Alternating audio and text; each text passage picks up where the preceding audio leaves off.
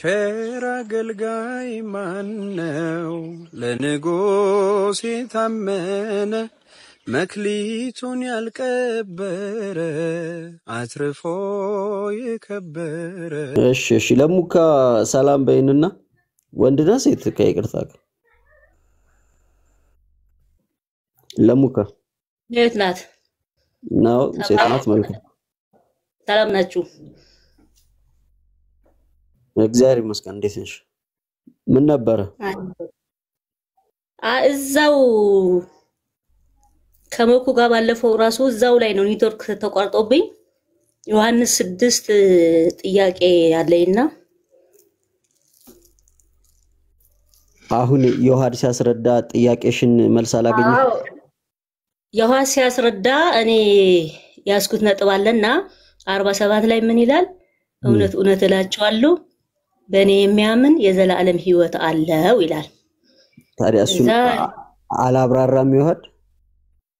አላብራራም። እሱ ያለው ሄደና ማቴዎስ ላይ ነው የሄደ። እኔ ደግሞ እዚህ ያብራራ ያለ አብራርቷል እኮ እስከ 53 ድረስ አብራርቷል ይሆድ። እኔ ደግሞ 63 ደግሞ አሁን ዮሐንስ እንዳብራራው ሳይሆን 63 ደግሞ ምን ይላል? አንተ እሺ ያዳምጠኝ። አጋባይ 48ን ተቀበለሽው 51ን ተቀበልሽው ነው 63ን? አዎ እንዴ በደም ይቀበላሉ። እኔ አሁን ሲቀበል እንዴት አድርጌ ነው የሚቀበለው? ሕይወት የሚሰጥ መንፈስ ነው ያለን ነው 63 እሙካ ይሄው ከ47 ጀምረሽ ተናገሪና ቀጥ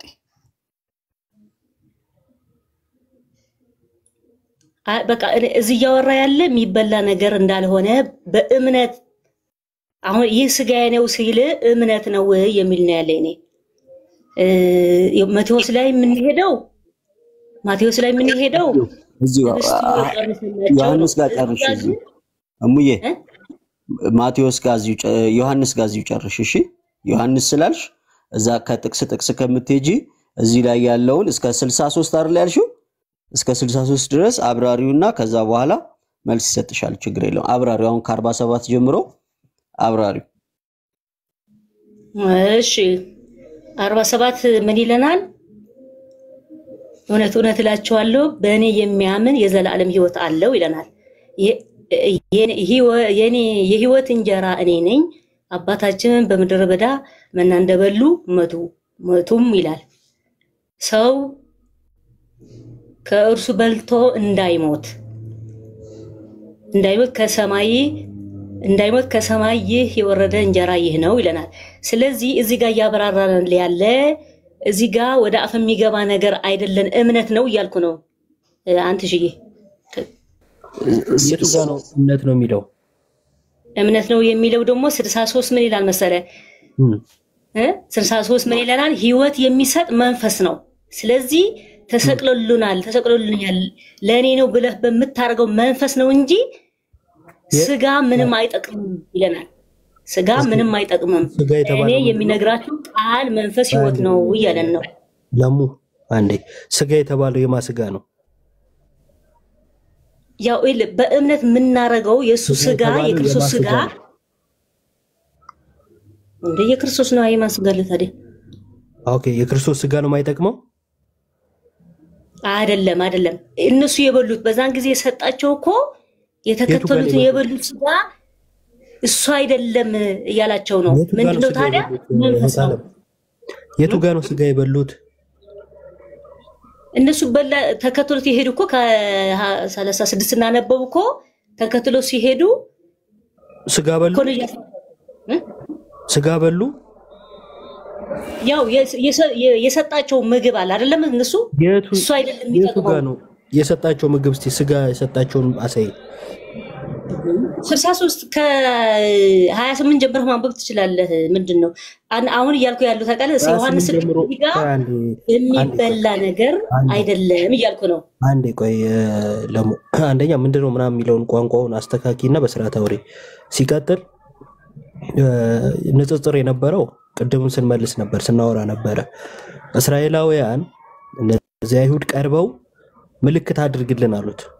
ከዛ እንደ ምሳሌነት ምን ጠቀሱለት? እስራኤላውያን አባቶቻቸው በምድረ በዳ በሙሴ አማካኝነት መና መብላታቸው። ሙሴ እኮ አባቶቻችንን መና መግቧቸዋል፣ አንተስ እንድናምንብህ ምን ታደርጋለህ አሉት። መናውን የመገበው ሙሴ ሳይሆን አባቴ ነው አላቸውና አሁን ትበሉኝ ዘንድ ከሰማይ የወረድኩ የህይወት እንጀራ እኔ ነኝ አለ። ቁጥር 53 ላይ ዝቅ አድርገው። ቁጥር 53 ምን ይላል? ስለዚህ ኢየሱስ እንዲህ አላቸው፣ እውነት እውነት እላችኋለሁ የሰው ልጅ ስጋ ካልበላችሁ ደሙን ካልጠጣችሁ በራሳችሁ ህይወት የላችሁም ማለት። ስለዚህ የሚበላ ስጋና የሚጠጣ ደም አለ ወይስ የለም? እዚህ ጋር እምነት ነው፣ ስለ እምነት ነው እያወራ ያለ። የሚበላ ስጋና የሚጠጣ ደም አለ ወይስ የለም ነው የኔ ጥያቄ። የለም። አንተ እኮ የምትበላው የምትጠጣ ማለት ነው በየሆነ ነገር መስለህ ሳይሆን አምነህ ነህ እያለህ ነው ያለ። እኔ ሳይታመን አላልኩም። እዚህ ጋር ግን የሚበላ ስጋና የሚጠጣ ደም አለ ወይስ የለም? የለም። እሺ፣ ወደ አፍ የሚገባ የለም። እሺ፣ እውነት እውነት እላችኋለሁ አለ። ተመልከቱ፣ ኢየሱስ የሰው ልጅ ስጋ ካልበላችሁ የሚበላ የለም አለች። እሱ ግን ብሉ እያለ ነው። ደሙንም ካልጠጣችሁ በራሳችሁ ህይወት የላችሁም አለና ስጋዬን የሚበላ ካልበላችሁ። እሺ በል ቀጥል እስከ 63 አንብበው። ከዛ 63 ምን ይላል? ካልበላችሁ የሚል ደግሞ ታውቃለህ ህይወት ስጋዬን የሚበላ ደሜን የሚጠጣ የዘላለም ህይወት አለው፣ እኔም በመጨረሻ ቀን አስነሳዋለሁ አለና 55 ምን ይላል? ስጋዬ እውነተኛ መብል ደሜም እውነተኛ መጠጥ ነውና ይላል። እሺ ስጋ እውነተኛ መብል ማለት ምን ማለት ነው? ማይክሽን ከፍተሽ መልሽ። እምነት። እሺ ደሙስ? በእምነት የምታረገው ነገር ነው። አምነህ በእምነትና እምነት ይለያያል። ቆይ ለኔ ነው የፈሰሰው ስታምን ህይወት ይሰጣል። አንዴ እምነትና በእምነት የተለያዩ ነገሮች ናቸው። በእምነት የሆነ ነገር አረጋለሁና ነገርየው ራሱ እምነት ነው ማለት የተለያዩ ነገሮች ናቸው። ስለዚህ የምትናገሪውን ነገር በደንብ አስበሽበት ተናገሪ። ስጋ የተባለው እምነት ነው ወይስ በእምነት የሚወሰድ? እምነት ነው እንጂ። እሺ እምነት ከሆነ እውነተኛ መብል ለምን አለ? እውነተኛ መብል የምትለው እንዴት መሰለ? ያ የተሰቀለ የፈሰሰ ደም ለኔ ነው ብለህ ስታሙን ህይወት ይሰጣል። መብል አይደለም ያለው። ስጋው እምነት ከሆነ መብላቱ ምንድነው ነው ጥያቄ። መብል መባሉ እንዴ ኢለ አምነህ ነው እኮ ኢለ ያ ስጋ ተደውሎብሻል እንደው ስልካይ የመሰገጥ አይነት አለው እንዴ? ራሳቸው እንዳዋቂ ስለሚቆጥሩ ማለት ነው። ኃይለኛ ግባብዳ ስተት ነው የሚሳሳቱት። በዛላይ የክርስቶስ ስጋ ነው አይጠቅምም ያሉት። አዎ ስጋው ምንም አይጠቅምም፣ ስጋው መንፈስ ነው እንጂ ስጋ አይጠቅምም የሚለው ስጋ ባለ የክርስቶስ ነው አለች። የክርስቶስ ስጋ አይጠቅምም እንዴ? ይሄ ትልቅ መንፍቅና እኮ ነው። እና እኔ አንዳንድ ሰዎች አታውቁም ለመባል ራሱ ትንሽ ማወቅ አለባችሁ ብዬ አስባለሁ። ተይ ተይ አትላቂ ትንሽ እንትን በይ። እኔ ደክሞኛል ሲጀመር።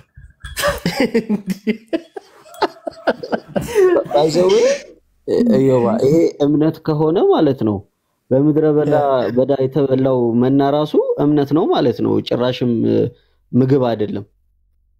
አራተው እንደዚህ ብሎ የፈታ አባት አንጭ ብትባል ወላጅ አባቷን ካላመጣች በቀር አታመጣ። አረ እንትና ዳኒ እንትላለች። ዳጊ ማለት ዳጊ ደግሞ ማለት ነው አዝማሪው ነው። እኔ ያልሽ ይሄ ነገር ነው በቃ የሚያናድደኝ። እኔ ልታወርደኝ ነው ቴዎሎጂ እየተወራ ምንድነው እሱ እንደዚህ አይነት ስም መጥራት? ናደም ይርቃሉ። ምክንያቱም ይልና የጌታችን ኢዩካሪስት ቅዱስ ቁርባን ይላል የጌታችን የኢየሱስ ክርስቶስ ስጋውና ደሙ እንደሆነ ስለማይቀበሉ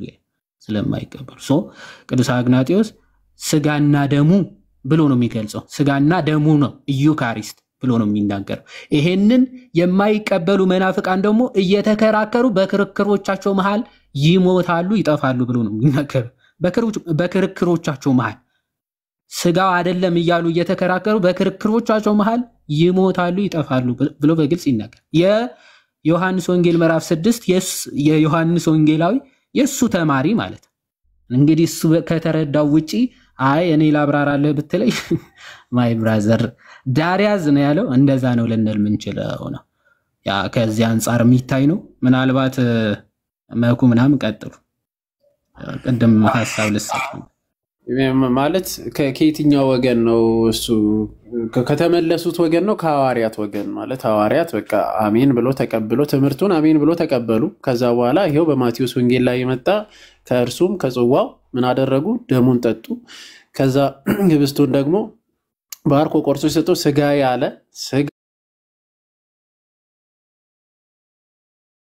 ስጋውን ይሄው ተቀበሉ ለዘላለም ህይወት የሚሆንላቸውን ማለት ነው።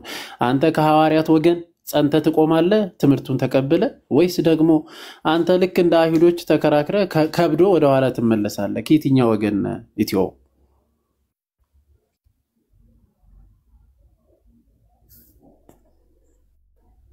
አይሰማም? ኢትዮ ላንተ ነው ወይ ይሰማል? ከየትኛው ወገን ልክ እንደ ሐዋርያት አምነው ትምህርቱን አምነው ተቀበሉ? ይሄ ዮሐንስ ወንጌል ላይ እንዳብራራለ ማለት ነው። እነሱ ከጌታ ጋር የሆኑት ማናቸው? ሐዋርያቶች ናቸው። ሌሎቹ ግን ወደ ኋላ ተመለሱ። አብራርቶልኛል። ዮሐዴ እግዚአብሔር ይባርኮ አብራርቶልኛል። ግን ከዮሐድ ሐሳብ ጋር አሁን እኔ እንደዚህ ነኝ ብዬ አይደለም መስማማው። ገብቶኝ እኔ ነኝ ሐሳቡን ያመጣሁት እኮ እኔ ከተመለሱት ወገን አይደለም። ግን ዮሐዴ ባስረዳው መንገድ አሁን ግዴታ እሱ እንደዚህ ነው በቃ ደሙ ይሄ ነው ስጋው ይሄ ነው የሚለውን ግዴታ ሐዋርያቱ ወደሱ ስለተመለሱ ስጋ ቀጥታ ሊትራል ደሙና ስጋው ነው ብሎ ነው የተመለሱት። ስለዚህ አንተም እንደዛ ተቀበል ነው ዮሐዴ ሐሳብና የኔ ሐሳብ ደግሞ ሐዋርያቱ እንደዛ ክርስቶስን ካንተ ወዴት እንሄዳለን ብሎ ቢመለሱም እኔም በእነሱ ወገን ብሆንም ሐዋርያቱም እንደገባቸው ይሄ የሚቆርሰው ስጋ ሊትራል አሁን ቆርሶ የሰጣቸው ህብስትና ዋይኑ ሳይሆን ክርስቶስ ራሱ መስዋዕት የሚያደርገው መሆኑን አምነው እነሱ ገብቷቸው ዳውት ያደረጉት ነገር አለ ብዬ ባምንም እንደዛ ነው። እና ግዴታ አሁን ይሄ አንዴ ኢትዮ እዚህ ጋር ቃል በቃል ማቴዎስ 27 ላይ አምጥቶ ምን እንደሚሰጣቸው ስጋው እንደሆነ ቃል በቃል እኮ ሰጣቸው። ልክ ከእነርሱ ጋር አብረ የጌታ ስጋና ደም የጌታ ስጋና ደም ብለ ልክ እንደማን ልክ ኢየሱስ እንዳለ ኢየሱስ እንደተናገረው አሜን ብለ ሐዋርያቶች አሜን ብለው እንደተቀበሉ መቀበል ነበረብህ። አሜን ብለው ነው ተቀበሉ። ድና ያርጓል እዚህ ጋር እስቲ ተመለከታለህ። አይ ይሄ ስጋዬ አይደለም ያንተ ስጋ ምሳሌ ነው ብሏል። ኖ ዳውት ያረጉት ሐዋርያትም ዳውት አድርጓል። እዛ ጋር እንደምናየው ማለት የተወሰነ አላረጉ ይላል እኮ ቃሉ ማለት ደቀ መዝሙሮች ሌሎቹ ናቸው። ደቀ መዝሙር የሚለው ሌሎቹ ደቀ መዝሙር እሱን የሚከተሉትን ደቀ መዝሙር አለ እንጂ 12ቱን ለብቻ ነው ተመልሶ እናንተስ ትሄዳላችሁን አለ። እነሱ ግን ካንተ ወዴት እንሄዳለን ነው ያለው። 12ቱ ለብቻ ነው ለይቶ ኢትዮ እንጂ ደቀ መዛሙርት ያለን ሐዋርያትን ሳይሆን ሌሎችን ነው። ይሄው ከሐዋርያት 12ቱ ጋር ዞሮ እሱ ጠይቀዋቸዋል። ግን አሁን ማለት እንትን ሊያከራክረን አይችልም። ይሄ ዲፕሊ የሚጠና ነገር ነው ማለት የተጻፈ ነገር እንደዚህ ነው ብሎ የተቀመጠ ነገር ስለሌለ እኔም ማውራት አልፈልግም እሱን። ኤኒዌይስ ግን ያኛዎቹ የተመለሱት ሞቲቫቸው መጀመሪያ ምንድነው ነው ማለት ዲፕሊ መሄድ ባያስፈልገንም እነሱ በፊት የተሰጣቸው ህግ ጋር እንደዚህ ስጋ መብላት እንዴት ነው ለነሱ ጥሬ ስጋ ምናምን በሚለው ጋር ብዙ ነገር አያይዞ ነው እንግዲህ አይሁዶች እንደዛ የሚሉት። እነሱ ስጋው አለ ክርስቶስ እኮ አላብራራላቸውም። በነገራችን ላይ ስጋዬ ነው አለ ስጋዬ ነው በቃ። በነገራችን ላይ ዮሐንስ ራሱ በጣም በብዙ ቦታ ላይ ስጋው ባይሆን ብሎ እንትን ቢል ማለት ነው ያብራራ ነበረ። ልክ ለምሳሌ ጌታ ኢየሱስ ክርስቶስ ይህን ቤተ መቅደስ አፍርሱና በሶስተኛው ቀን አስነሳለሁ አለ። እንዲህ 46 ዓመት እንትን ያደረገውን እንዴት በሶስት ቀን ተመልሶ አፍርሶ ይሰራል ምናምን የሚለውን አሰቡ እነሱ። ጌታ ኢየሱስ ክርስቶስ ግን ምን አለ መልሶ ኢትዮ ጌታ ኢየሱስ ክርስቶስ ሳይሆን ዮሐንስ ግን ሲያብራራ ይሄንን እነሱ ስለምንድን ነው የሚያስቡት? ስለ ቤተ መቅደስ ሰለሞን ቤተ መቅደስ። ጌታ ግን እየተናገረ ያለው ስለምንድን ነው ብሎ አብራራ። ስለ ስጋው ስለ ቤተ መቅደስ ስለ ማንነቱ ነው እያወራ ያለው። ስለ ሞቱና ትንሳኤ ነው እያወራ ያለው ብሎ አብራራበት። እዚህ ጋር ግን ቅዱስ ዮሐንስ አላብራራም። በነገራችን ላይ ምንም ነገር አልተናገረም። በቃ ስጋው ነው ሊትራሊ ምንም ሌላ ነገር አላለም። አሜን ብሎ ደግሞ ጌታ ኢየሱስ ክርስቶስ ደግሞ ልክ ሲሰጥ አሜን ይህ ስጋዬ ነው አለ ጌታ ኢየሱስ ክርስቶስ። ይህ ለአዲስ ኪዳን የሚፈሰው ደሜ ነው አለ። አሜን ብሎ ተቀበሉ ሐዋርያት። አንተ ለምን መቀበል አቃተ? ለምን እምነት ጎደለ ነው ትልቁ ነገር። እና አባቶችም ለምሳሌ ከአባቶች ቅዱስ ስጋውና ክቡር ደሙን አይደለም የጌታ ስጋና ደም አይደለም ምሳሌ ነው ያሉ አሉ በዘመናት በክርስትና መካከል አሉ። ኢትዮ ሜቢ ካወቃቸው ኖ አባቶች ጋር መሄድ አያስፈልግም። ሰፋ አድርገን ላለመሄድም አሁን እኔም ጥያቄ አንደኛ የገባሁት አንድ ጥያቄ መጨረሻ ላይ አሁን ጠይቀዋለሁ። አሉ ወይስ የሉ? ክሪቲካል የሆነ ጥያቄ አለ። እሱን አሁን ብዙ ማውራት አያስፈልግም። መኩ ይገባኛል፣ አካሄድ ይገባኛል። ግን የኔ አሁን ፖይንቱ እንዴት ነው? ልንስማማም ላንስማማም እንችላለን እኮ። አይ ሪስፔክት ዩ። በቃ ግዴታ መቀበል ግዴታ ስላልሆነ ግን አሁን ፖይንቱ ምን ነው? የጌታን ቃል ካልተቀበልክ እንግዲህ ምን እንላለን? ማለት እንድትቀበል እንድትማር ምናምን እንመክራለን። እንግዲህ ከዚህ በላይ ይበቃል መሰለኝ። ሌላ ሰው ቢገባ መልካም ነው። አስወረድከው እንዴ? አላስወረድኩም። ኢትዮ የት ሄድክና? አንዴ ማለት እንዴት መሰላችሁ? አሁን መጽሐፍ ቅዱሱ ግልጽ ነው አይደል? አንተሽ ቆይ አንዴ፣ መጽሐፍ ቅዱሱ ግልጽ ነው። እንግዲህ ክርስቶስ ደሜ ነው ኦኬ ስጋዬ ነው እያለ አይ ደምህ አይደለም ብለን ከተቃወም ነው አንድ ራሱ የቻለ ችግር ነው አይደል? ከክርስቶስ ጋር ቀጥታ መጋጨትም ጭምር ስለሆነ ማለት የክርስቶስ ተቃዋሚ ሆኖ መነሳት ነው። ሁለተኛ ደግሞ በጣም የሚገርመው እንግዲህ በቤተ ክርስቲያን አሉ የምንላቸው ቅዱሳን አባቶች በምልአት ያመኑበትን እምነት አሁን ያለን ሰዎች ካልያዝን ኦኬ ሁሉም አባቶች ተሳስተዋል እኔ ብቻ ነኝ ልክ ማለት እንደዛ እያላችሁ ነው። ለምሳሌ ኢትዮ አሁን በቤተ ክርስቲያን አባቶች ለ1500 ዘመናት ኦኬ ለ1500 ዘመናት ከዛ በኋላ ስለሆነ እንደዚህ አይነት ሐሳብ ራሱ for the first time የመጣው ከግኖስቲኮች ቀጥሎ ማለት ነው።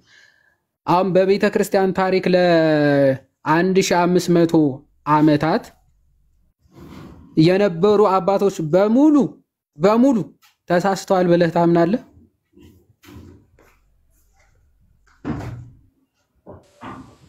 ምን በቤተ ክርስቲያን እንግዲህ በቤተ ክርስቲያን ታሪክ ውስጥ ከመጽሐፍ ቅዱስ ወይም ከቤተ ክርስቲያን መመስረት ጀምሮ እስከ ዙዊንግሊ መምጣት ድረስ 1500ን በለውና አፕሮክሲሜትሊ ማለት 15ኛው ክፍለ ዘመን 16ኛው ክፍለ ዘመን ስለሆነ ይሄ ለመጀመሪያ for the first time እንደዚህ አይነት ትምህርቶች የመጡት በ1500 ዘመን የቤተ ክርስቲያን ታሪክ ውስጥ የነበሩ ሁሉም ቅዱሳን አባቶች ኦኬ እነ አትናቴዎስ እነ አግናጢዮስ እነ ሄሬኔዎስ እነ ፖሊካርፕ ኦኬ እነዚህ አባቶችን ጨምሮ በሙሉ በጌታ ስጋና ደም ሁሉም ተሳስተዋል ብለህ ነው የምታምነው?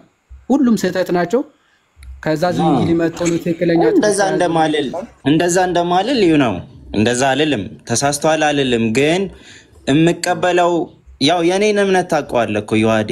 ይሄ ማለት ይሄን ለምን እንደዚህ ይሄን እንዲ ለምን አንተም አባቶችን ሁሉንም አትቀበል ማለት ብትቀበላቸውም ሐሳባቸውን ሁሉንም አትቀበልም። የነሱን እንደወረደ ይሄን እኔ አሁን የአባቶችን ትምህርት ባመጣ አስደግፌ ባመጣ ሁሉንም እቀበላለሁ ማለት አችልም። እሺ አባቶችን ኮንሰንሰስ ካለበት እኔ ማልቀበለው ምንም ነገር የለም። ኮንሰንሰስ ካለበት ኮንሰንሰስ ማለት ኮንሰንሰስ ኦፍ ፓትረም ይባላል ወይም ደግሞ የአባቶች በምልአት መስማማት በቃ ይሄ የቤተ ክርስቲያን ትክክለኛ እምነቷ ነው የማይናወጽ ወይም ደግሞ የማይቀየር እምነቷ ነው። ሲቀጥል ደግሞ በነገረ ድህነት ዙሪያ አባቶች ያመኑትን የተናገሩትን እኔ እቀበላለሁ። አባቶች ማለት የቤተ ክርስቲያን ቅዱሳን አባቶች የተናገሩትን የትኛውም ነገረ ድህነት ላይ ማለት ነው እኔ እቀበላለሁ፣ የማልቀበለው የለም። አሁን ግን እየተናገርን ያለነው ኮንሰንሰስ ብቻ ሳይሆን ኢንታየር በቤተ ክርስቲያን ታሪክ ውስጥ ጭራሽ ተሰምቶም ታይቶም የማይታወቅ ትምህርት ነው አሁን የያዛችሁት ማለት ነው። በምልአት አባቶች የሚታመነው ትምህርት እናንተ ጋር የለም። ሁሉም አባቶች ተሳስተው እናንተ ናችሁ ወይ ከዚህ እንግሊዝ በኋላ የመጣችሁ ሰዎች እናንተ ትክክለኛው ትምህርት ይዘናል፣ ሁሉም አባቶች ግን የተሳሳተ እምነት አላቸው ብለህ ነው የምታምነው? ኢትዮ በዚህ በጌታ ስጋና ደም ዙሪያ ማለት ነው።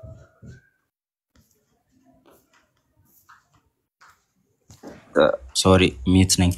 አሁን ወደ አባቶች ትምህርት ልንሄድ ነው። አሁን ሰፋ ቅድም ያልኩት ለመኩም ለዛ ነው ወጣ ባንል ጥሩ ነው። ሰፋ እያለ ከሚሄድ እዚህ ባይብሊካል ባለው መንገድ ለምን የጠየቅኩን ቆይ ወደ አባቶች አንሄድም። ሁሉም አባቶች ስህተት ናቸው ብለህ ታምናለህ ወይ ነው ጥያቄ እንጂ እሱን ነገርኩ እኮ ማለት ሁሉም ስህተት ናቸው ሁሉም ስህተት ናቸው ብዬ አላምንም። ማለት ስህተት ናቸው ብዬ ሁሉም ስህተት ካልሆኑ ሁሉም አባቶች የጌታ ስጋና ደም እውነተኛ እንደሆነ ለዘላለም ሕይወት እንደሆነ ለኃጢአት ስርየት እንደሆነ ሁሉም ያምናሉ ማለት ነው። ስለዚህ ለምን አታምንም? አንተ ከአባቶች የተለየ እምነት ይዘህ እንዴት ክርስቲያን ነኝ ልትራሱ ትችላለህ? አሁን አንተ ያስከው አቋም በጌታ ስጋና ደም ባለው ትምህርት ላይ አባቶችን አንስተ ይሄ ነው አባቶችን አንስተ ጠቅሳቸው በመደዳ እንደዚህ ነው ሁሉም ያሉት ብለ ለእኔ ስታመጣልኝ እኔም ደግሞ ባይብሊካል የሆነ ኮንቴክስት ይዤ እነሱ አሁን ትክክል ናቸው አይደሉም፣ ሊሳሳቱ ይችላሉ ላይሳሳቱ ይችላሉ የሚለው አንድ ነገር ሆኖ ሳለ እንደዛ አሁን ደፍሬ እንደዚህ ማለት ስለማልፈልግ ነው። ትረዳኛለህ? ግን እሱን እንደ ሀሳብ ጎን ላይ ያስቀምጠን ኢትዮ አልከው እኮ ኦልሬዲ። አሁን በጣም በሚገርም ሁኔታ መጽሐፍ ቅዱስ እነሱ ራሳቸው ሰጥተው እንግዲህ መጽሐፍ ቅዱስ እኮ የሰጡ እነሱ ናቸው። የመጽሐፍ ቅዱሱ ባለቤቶች ወይም ደግሞ ኦነርስ ኦፍ ዘ ቡክ መጽሐፉ ራሳቸው የሰጡ ይሄ ትክክለኛ ነው ይሄ ደግሞ ትክክለኛ አይደለም ብለው የለዩ ቅዱሳን አባቶች ሁሉ የመጽሐፍቱ ባለቤቶች ሁሉም ተሳስተው አንተ ቆይ አንዴ አልጨረስኩም። ቆይ ሁሉም ተሳስተዋል ብለ በጣም የሚገርም እኮ ነው።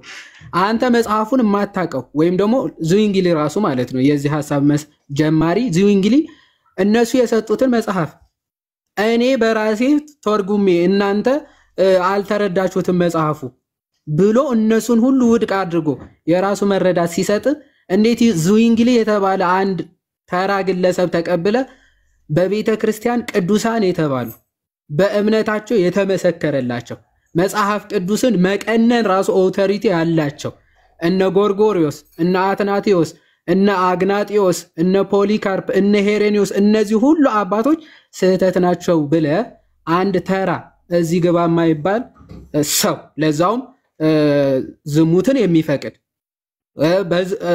ንጉስን ከሚስቱ ሌላ ደርቦ እንዲያገባ የፈቀደ ዙዊንግሊ የተባለ አንድ ግለሰብን እንዴት ማለት ለእግዚአብሔር ቃል ፉል አውቶሪቲ ሰተ ተቀበለዋለህ ማለት የሱ መረዳት ትክክል ነው።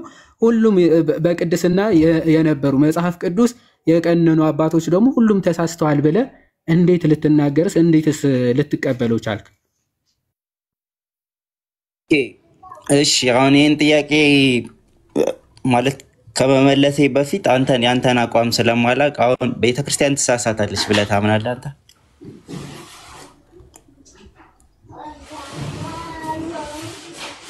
ምን ይቅርታ ድምጽ ተቋርጦብኝ ነበር። ምንድነው ያልከው? ቤተክርስቲያን ትሳሳታለች ብለህ ታምናለህ እንዴ? የጠየቅኩህን ትተው ነው? አይ መልስልኝ ይሄኛውን የጠየቅኩህን ትተው ነው ወይ? መጀመሪያ እንዴት አንድ ተራ ያው ሁለቱም ሚዛኖች በጎንና በጎን አስቀመጥኩልህ። አትናቴዎስ አግናጤዎስ እኔም ሚዛኑን ለማስቀመጥ ነው። መጀመሪያ ይሄን መልስና ከዛ እኔ እጠይቃለሁ። ምንም ስለማይገናኝ ማለት ነው። የጠየቅኩህን መጀመሪያ መልስና በዚህ በኩል ለኔ ይገናኛል። ዮሐዴ ለኔ ይገናኛል። እኔ ያሰብኩት መንገድ አይገናኝም። መጀመሪያ ላትረዳው ትችላለህ። መልስ መጀመሪያ ሁሉም ተሳስተዋል። ዙዊንግሊ ብቻ ነው ትክክል ብለህ ነው የምታምን? ነው ወይ? ሊዲንግ የሆነ ጥያቄ ነው። ጥያቄ ነው ኢትዮ በእናት ማለት ታምንና ለራስን በቃሉ ታምን መመለስ ነው በቃ። አይ ስህተት ናቸው እነሱ ስህተት ናቸው ዚዊንግሊ ነው ልክ የምትለው ከሆነ ያንን አይ በተግባር በነገራችን ላይ ዚዊንግሊ ልክ ነው ብለህ እየኖርክ ነው። በተግባር እየኖርክ ያለው የዚዊንግሊ ነው እኮ እንደዛ እየታወቀ ማለት የኔ አቋም እንደዛ ማለት አሁን ዚዊንግሊ በዚህ ሐሳቡ ከኔ ጋር የሚስማማ ከሆነ ዚዊንግሊ ትክክል ነው እያልኩ ነው ኦልሬዲ ማለት አሁን እኔ እስማማለሁ አልስማማም የሚለው ይቀመጥና ግን ይሄን ሐሳብ ይዤ ከገባው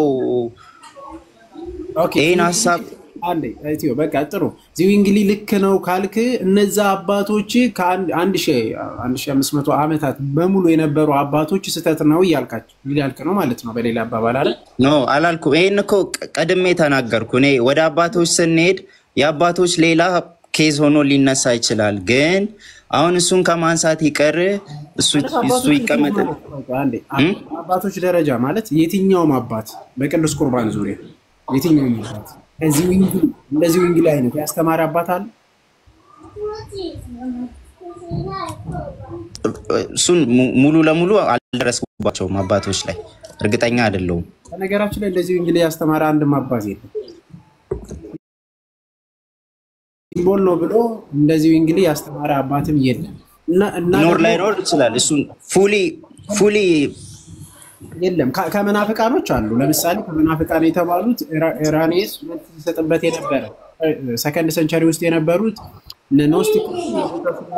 ለዚህ እኮ ነው ያልኩ። አሁን ቅድም ያልኩ ለዚህ ነው መኩ ይቅርታ በጣም ቅድም ያልኩ ለዚህ ነው አባቶችን ስንቀበል ከኛ አስተምሮ ጋር የሚሄዱትን አባቶች እንቀበላለን።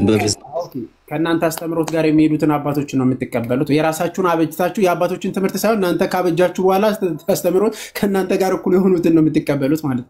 which is በነገራችን ላይ ኖ እንደዛ አላልኩም። ስናወራ ነው አሁን ስናወራ ነው ያልኩ ማለት እኛ እንደ አስተምሮ እንደ ዲስታ በቃ ካሁን በኋላ አንድ አባት ስም ይጥቀስ ይሄ አባት የኔ ትምህርት ጋር ይመሳሰላል የሚል ዝም ብሎ የሆነ ጭቅጭቅ ሆነ። አንድ አባት ይጥቀስና ከዛ በኋላ መውራት ይቻላል። እንደዛ ማድረግ የምትችል ከሆነ ማይከን ክፈት ከመውረድ አንዴ ማለት አሁን እንትን ኢትዮ ትንሽ ማለት ከሌሎቹ የተሻለ መረጋጋት ምናምንም አለው። ብቻ የምታስተካክለው ኢትዮ ምን መሰለ እኔ የቆምኩበት መሰረት ወይም ደግሞ አሁን ያለውበት ቦታ የምርም ክርስቶስ የሚገኝበት የምርም የክርስትና ትምህርት ያለበት ነው ብለን እንድትጠይቅ ነው። ምክንያቱም ሁሉም የቤተ ክርስቲያን አባቶች ክርስቶስንም ጨምሮ ማለት ኦፍ ኮርስ እነሱ የክርስቶስ አካል እንደመሆናቸው ክርስቶስ ራሳቸው ከዛ እነሱ ደግሞ የክርስቶስ ብልቶች የሆኑ ሁሉም ቅዱሳን አባቶች አጌንስት ዩ ወይም ደግሞ ካንተ ትምህርት በተቃራኒ በኩል ቆመው አንተ ደግሞ ከየት እንደመጣ ማይታወቅ ትምህርቱ ህይወቱም ለሰው አርአያ የማይሆን ግለሰብ ዚዊንግሊ የሚባል ሰው ጋር ቆመህ ነው ከአባቶች ጋር ኮንፍሮንት እያረክ ያለው።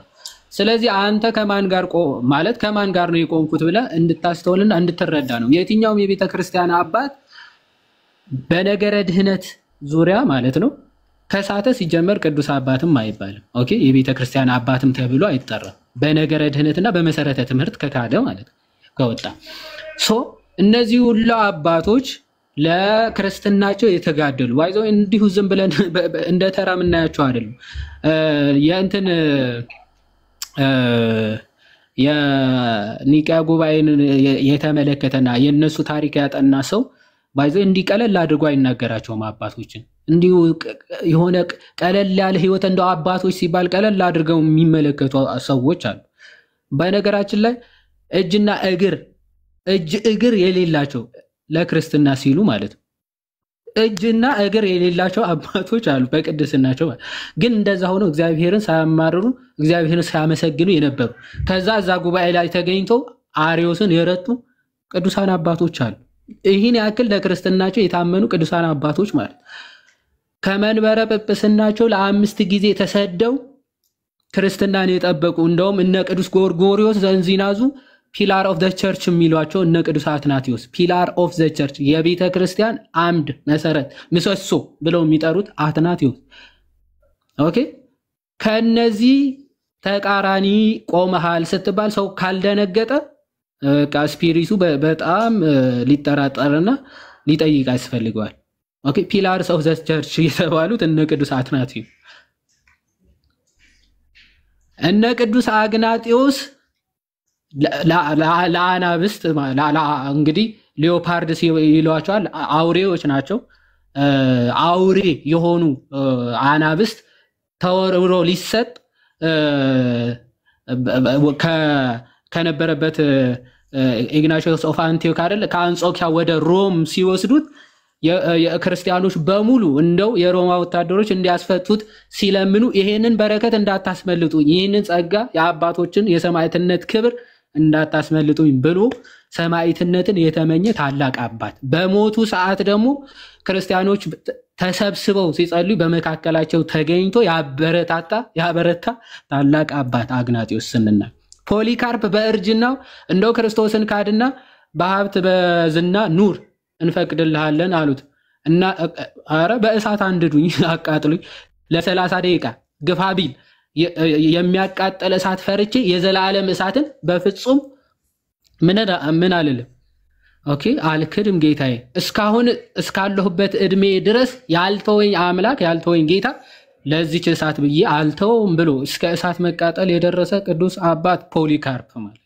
እነዚህ ሰማዕታት እነዚህ ቅዱሳን አባቶችን አይ በቃ እነሱ ሁሉ ተሳስተዋል ከዛ በኋላ ለሀብትና ለንብረት ኦኬ ፕሮስፐሪቲ የተባለ ትምህርት እየተቀበሉ ለስጋቸው ምቾትና ድሎት የሚጋደሉ ሰዎች መጥተው ትምህርቱ ሁሉም አባቶች ተሳስተዋል እኔ መጥቼ መጽሐፍ ቅዱሱ ተረድቻለሁ ብሎ መጥቶ ሌላ ትምህርት ቢያስተምር ቅዱስ ጳውሎስ እንደተናገረው እኛ ከሰበክንላችሁ ወንጌል የሚለይ በኋለኛ ዘመን መጥቶ ቢሰብካችሁ የተረገመ ይሁን እንዳለው ከቤተ ክርስቲያን ትምህርት መጥቶ 1500 ዘመን ትምህርቱ እየተሰበከ መጥቶ ከዛ በኋላ መጥቶ የተለየ ወንጌል መጥቶ ሰበከ ማለት ነው ስለዚህ እንደ ሐዋርያው ቅዱስ ጳውሎስ ይህን ሰው ነው የተረገመ ምለው እንጂ ቀድሞ የነበሩ የቤተ ክርስቲያን አባቶች ሁሉ ተሳስተዋል መጨረሻ ላይ መጥቶ ሌላ ትምህርት ይዞ ሲመጣ እሱ ከተቀበልክ ከሱ ጋር አብረህ የተረገምክ ትባላለህ ስለዚህ የቆምክበት ስፍራ ማወቅና መጠየቅ መገንዘብ የሚያስፈልግ ለዛ ነው ኤርሚያስ 6 ላይ አይደል የቀደመችውን መንገድ ጠይቁ በእርሷ ላይ ቁሙ ኦኬ ከዛ ካወቅክ በኋላ ተመላለስ አይደለም ወደ ቀደመው ነው እንጂ የምትመለሰው በኋላ ላይ ወደ መጣው ትምህርት በፍጹም መመለስ ያስቀስፋል ወይም ደግሞ ከድህነትም ያወጣል ለዛ ነው አባቶች ሁሉ ያስተማሩትን ትተ አንድ ግለሰብ ያስተማረውን መቀበል በጭራሽ አይገባህም ድህነትን በደንብ ልታቅ ስለሚገባ ይቲው ከዛ አንፃር ነበረ ስናወራህ የነበረው እንድትጠይቅ እንድታነብ አባቶችን እንድታውቅ የመጽሐፍ ቅዱስን መረዳትን እንድታስተካክል ያስፈልጋል ከዚህ አንፃር በደንብ ራስህን መርምር ኢትዮ ጥያቄዎች ካሉ አይ ቲንክ አንድ ጥያቄ እንቀበልህና ወደ ሌላ ሰው ማለፍ እንችላለን ሜቢ ሐሳቤ በደንብ እንትኑ ላይ ባይብል ላይ እንድናወራ ነበር እኔ ሐሳብና እናንተ ሰፋ አረጋችሁት አይ ቲንክ ጊዜያችሁን መግደል አልፈልግም ግን ጥያቄ አለኝ አንተ ያወራው ነው በደንብ እንደገና ሪፍሌክት ከማደርግ ባደርግም የሆነ ነገር ማውራት ብችልም ግን ይቅርና ወደ ጥያቄ ልግባኝ ግን ምን መሰለ አሁን የአባቶችን ያነሳንበት ምክንያቱ ምንድነው ሜቢ ከተረዳው ማለት ነው ይሄ ትቢትም ጭምር ይሆንብሃል በነገራችን ላይ ትቢትም ጭምር ነው የሚሆነው እንዴት እኔ ተረድቻለሁ ከሐዋርያ ስር የተማረ ፖሊካርፕ አራስቡት ከነ ፖሊካርፕ ኢግናሺየስ ዛንቶክ እነ ኢራኒስ እነሱ በሐዋርያት ዘመን የነበሩ በሐዋርያት ጊዜ የነበሩ አይ አልተረዱ ከሐዋርያ ስር እየተማሩ ማለት ነው እኔ ተረድቻለሁ ማለት ትቢትም ጭምር ነው የሚሆንባቸው እና ሌላ ደግሞ ከመጽሐፍ ቅዱስ ብቻ ነው ማወራው ከመጽሐፍ ቅዱስ ውጪ ማለት በአባቶች ምናምን ነው። እኛ በነገራችን ላይ መጽሐፍ ቅዱስ ስንል የመጽሐፍ ቅዱስ ሐሳቡ በአባቶች ካልተረዳን በስተቀር ማውራትም አንችልም፣ የትም አንደርስም። ማለት በራሴ ማውራት አልችልም። ዮሐዴም በራሱ ማውራት አይችልም በፍጹም አባቶችን ካላነሳን በስተቀር። አባቶች ያሉት እንዴት ተረዱ? አባቶች ምንድነው ሐሳባቸው? ምን ሐሳብ ተረዱ? ማለት እምነት የሚባለው መጽሐፍ ቅዱስ ያሰኘው ራሱ በነገራችን ላይ ቅዱሱን ሐሳብን ስላገኙበት ነው። አባቶች ቅዱሱን ሐሳቡን አግኝተው ይሄው ለኛ ስላስተላለፉ ነው እንጂ መጽሐፍ ቅዱስን ይዞ እኮ በጣም ኦንሊ ጂሰስን ብትመለከት ከናንተው ራሱ ካልቪኒስትንም ሌላ አንተ አክቹአሊ ካልቪኒስት ነህ ይመስለኛል። በዛ ልክ የተረዱት ከአባቶች በጣም የራቁ ብዙዋል። በቃ ጭራሽ ከመጽሐፍ ቅዱስ የራቁ ስቲል ግን መጽሐፍ ቅዱስን ይዟል። መጽሐፍ ቅዱስን የያዙ ግን ከመጽሐፍ ቅዱስ ውጪ የሆኑት መጽሐፍ ቅዱስ ብቻ ያላችሁ ማለት ነው። ዲያቆን እዛ ጋር አንድ ጊዜ እንትን ልበልና ይሰማል? ሶሪ ባቋርጣ ነበርና ለማንኛውም ጥያቄ እንቀጥልና ለአንተ ነው። አይ ባወራው ሐሳብ ላይ አሁን አባቶችን ቶታሊ አባቶችን ኢግኖር አድርጌ እንደማወራ አርገ ነው እያወራ ያለውና አባቶችን ኢግኖር አናረግም። አባቶችን እናከብራለን፣ እንቀበላለን፣ የአባቶችን ትምህርት እንመዝናለን። ግን ምን መዝነው ከእግዚአብሔር ቃል ጋር ነው። ገብቷላ? አሁን እዚህ ጋር ያዘልኝ። ቆይ አንዴ አሁን የምንመዝነው በጣም ጥሩ ነው። ጥሩ ቃል ነው የተናገረው። ግን ይመስላል ጥሩ ይመስላል አይደለም። እንዴት መሰለህ መጽሐፍ ቅዱሱን ላንተ ሰጠው። ላንተ ለራስህ መጽሐፍ ቅዱስ ብቻ ለምትለው መጽሐፍ እግዚአብሔር ቃል የምትለው መጽሐፍ ቅዱሱን ላንተ ሰጠውና ለሌላ ሰውም መጽሐፍ ቅዱስን ሰጠው። ለሁለታችሁ ከሰጣችሁ በኋላ ማን ነው የመጽሐፍ ቅዱስን ሐሳብ ያገኘ? እስቲ አባቶችን ተተዋቸውና አንተና ሉተርን አጠገብ ላስቀምጥና አባቶችን ተተ እስቲ ማን ነው የመጽሐፍ ቅዱስን ሐሳብን ያገኘ? ማለት እንዴት? ምን አይነት ጥያቄ ነው? ለአንተም የእግዚአብሔርን ቃልን ሰጠው መጽሐፍ ቅዱስ ነው እግዚአብሔር ቃል። አዎ ለአንተም ሰጠው ለሉተርም ሰጠው። ለሉተርና ለአንተ ሰጥቼ ሁለታችሁ መጽሐፍ ቅዱስ ብቻ ብላችሁ የምትረዱት የተለያየ ሐሳብ ማለት አንተም ሉተርም የተረዳው የተለያየ ሐሳብ ከሆነ ማን ነው ልክ? አንተና ወይስ ሉተር? እሱም በመጽሐፍ ቅዱስ ነው፣ አንተም በመጽሐፍ ቅዱስ ነው የመጣችሁ። ማን ነው ልክ? ከኔና ከሉተር ነው።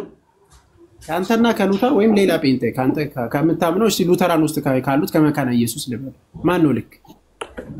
እንዴ ይሄኛው በዚህ ወይ አሁን ላይክ እኔና አንተ አንብበ ሉተርን ለምን እዚህ ጋር ማንሳት እንዳፈለግ አላቅም። ግን እኔና አንተ ባይብል አንብበን ኤቢ አንፃር እዚሁ አጠገብ ካለው ከኤቢ አንፃርስ ቢሆን ኤቢ ገብቷል። ይሄው መጽሐፍ ቅዱስ ኤቢ ይዟል፣ አንተም ይዛል። አንተ ለምሳሌ ካልቪኒስት ቃል ሕይወት ውስጥ ካሉት ካልቪኒስት ነህ ልበልና ክርስቶስ ለተወሰኑ ሰዎች ነው የሞተው ብሎ ነው የሚያምኑት ካልቪኒስቶች። ለምሳሌ ኤቢ ደግሞ እንደዛ ያለው አይ ለዓለም ነው የሞተው ብሎ ነው የሚያምኑት። ሁለታችሁ ግን መጽሐፍ ቅዱስን ብቻ ነው መጽሐፍ ቅዱስን ነው የያዛችሁ። ማን ነው ልክ?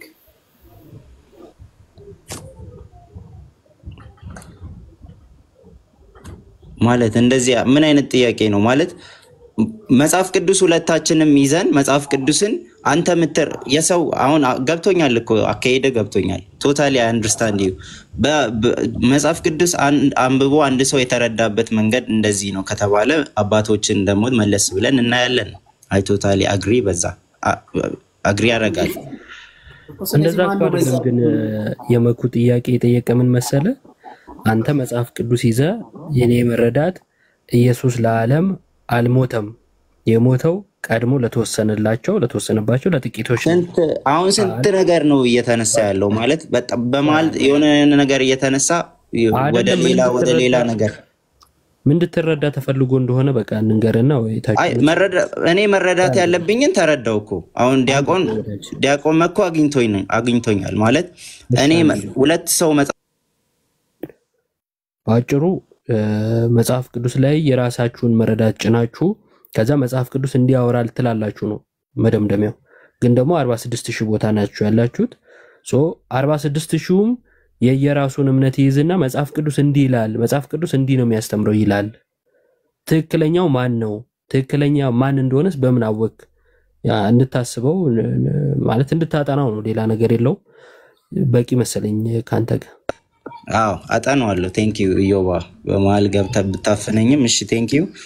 ግን ከመቱ ጋር አለፈንኩ የምታወራው ካለ አውራ ችግር የለም አውራና አው ገባኝ እኮ ማለት መጨረሻው ዴስቲኔሽናችን እንዴት ነው አባቶችን አይተን ነው ከኛ ኦንሊ ጂሰሶችም የተረዱት መጽሐፍ ቅዱስን አንብበው ነው ግን እንዴት ነው አባቶች እንደዚህ አስተምረዋል ወይ ሚለውን አይተን ነው ከራሳችን ብቻ አይደለም ነው ግን አሁን ቅድም ያነሳው ጥያቄ ወደኋላ አሁንም ለዚህ ነው በነገራችን ላይ ምን መሰለ እያልከው ያለውን አባቶችንም እናያለን ካልክ ለምሳሌ ቅዱስ ቁርባንም ውሰድ ወይም ደግሞ ለዓለም ሞቷል ወይስ ለዓለም አልሞተም በሚለው ትምህርታቸው ራሱ አባቶችን አይታል ለምሳሌ ቅዱስ ቁርባን በሚለው አባቶችን አይታ ነው አንድ ይሆንኩ ወይስ አንድ ያልሆንኩ አባቶችን ይዘ እንደዚህ በብዙ ሺህ ዶሚኔሽን አትከፋፈልም ነበር በነገራችን ባይዘይድ ለዓለም ሞቷል ለዓለም አልሞተም የሚባለው ትምህርት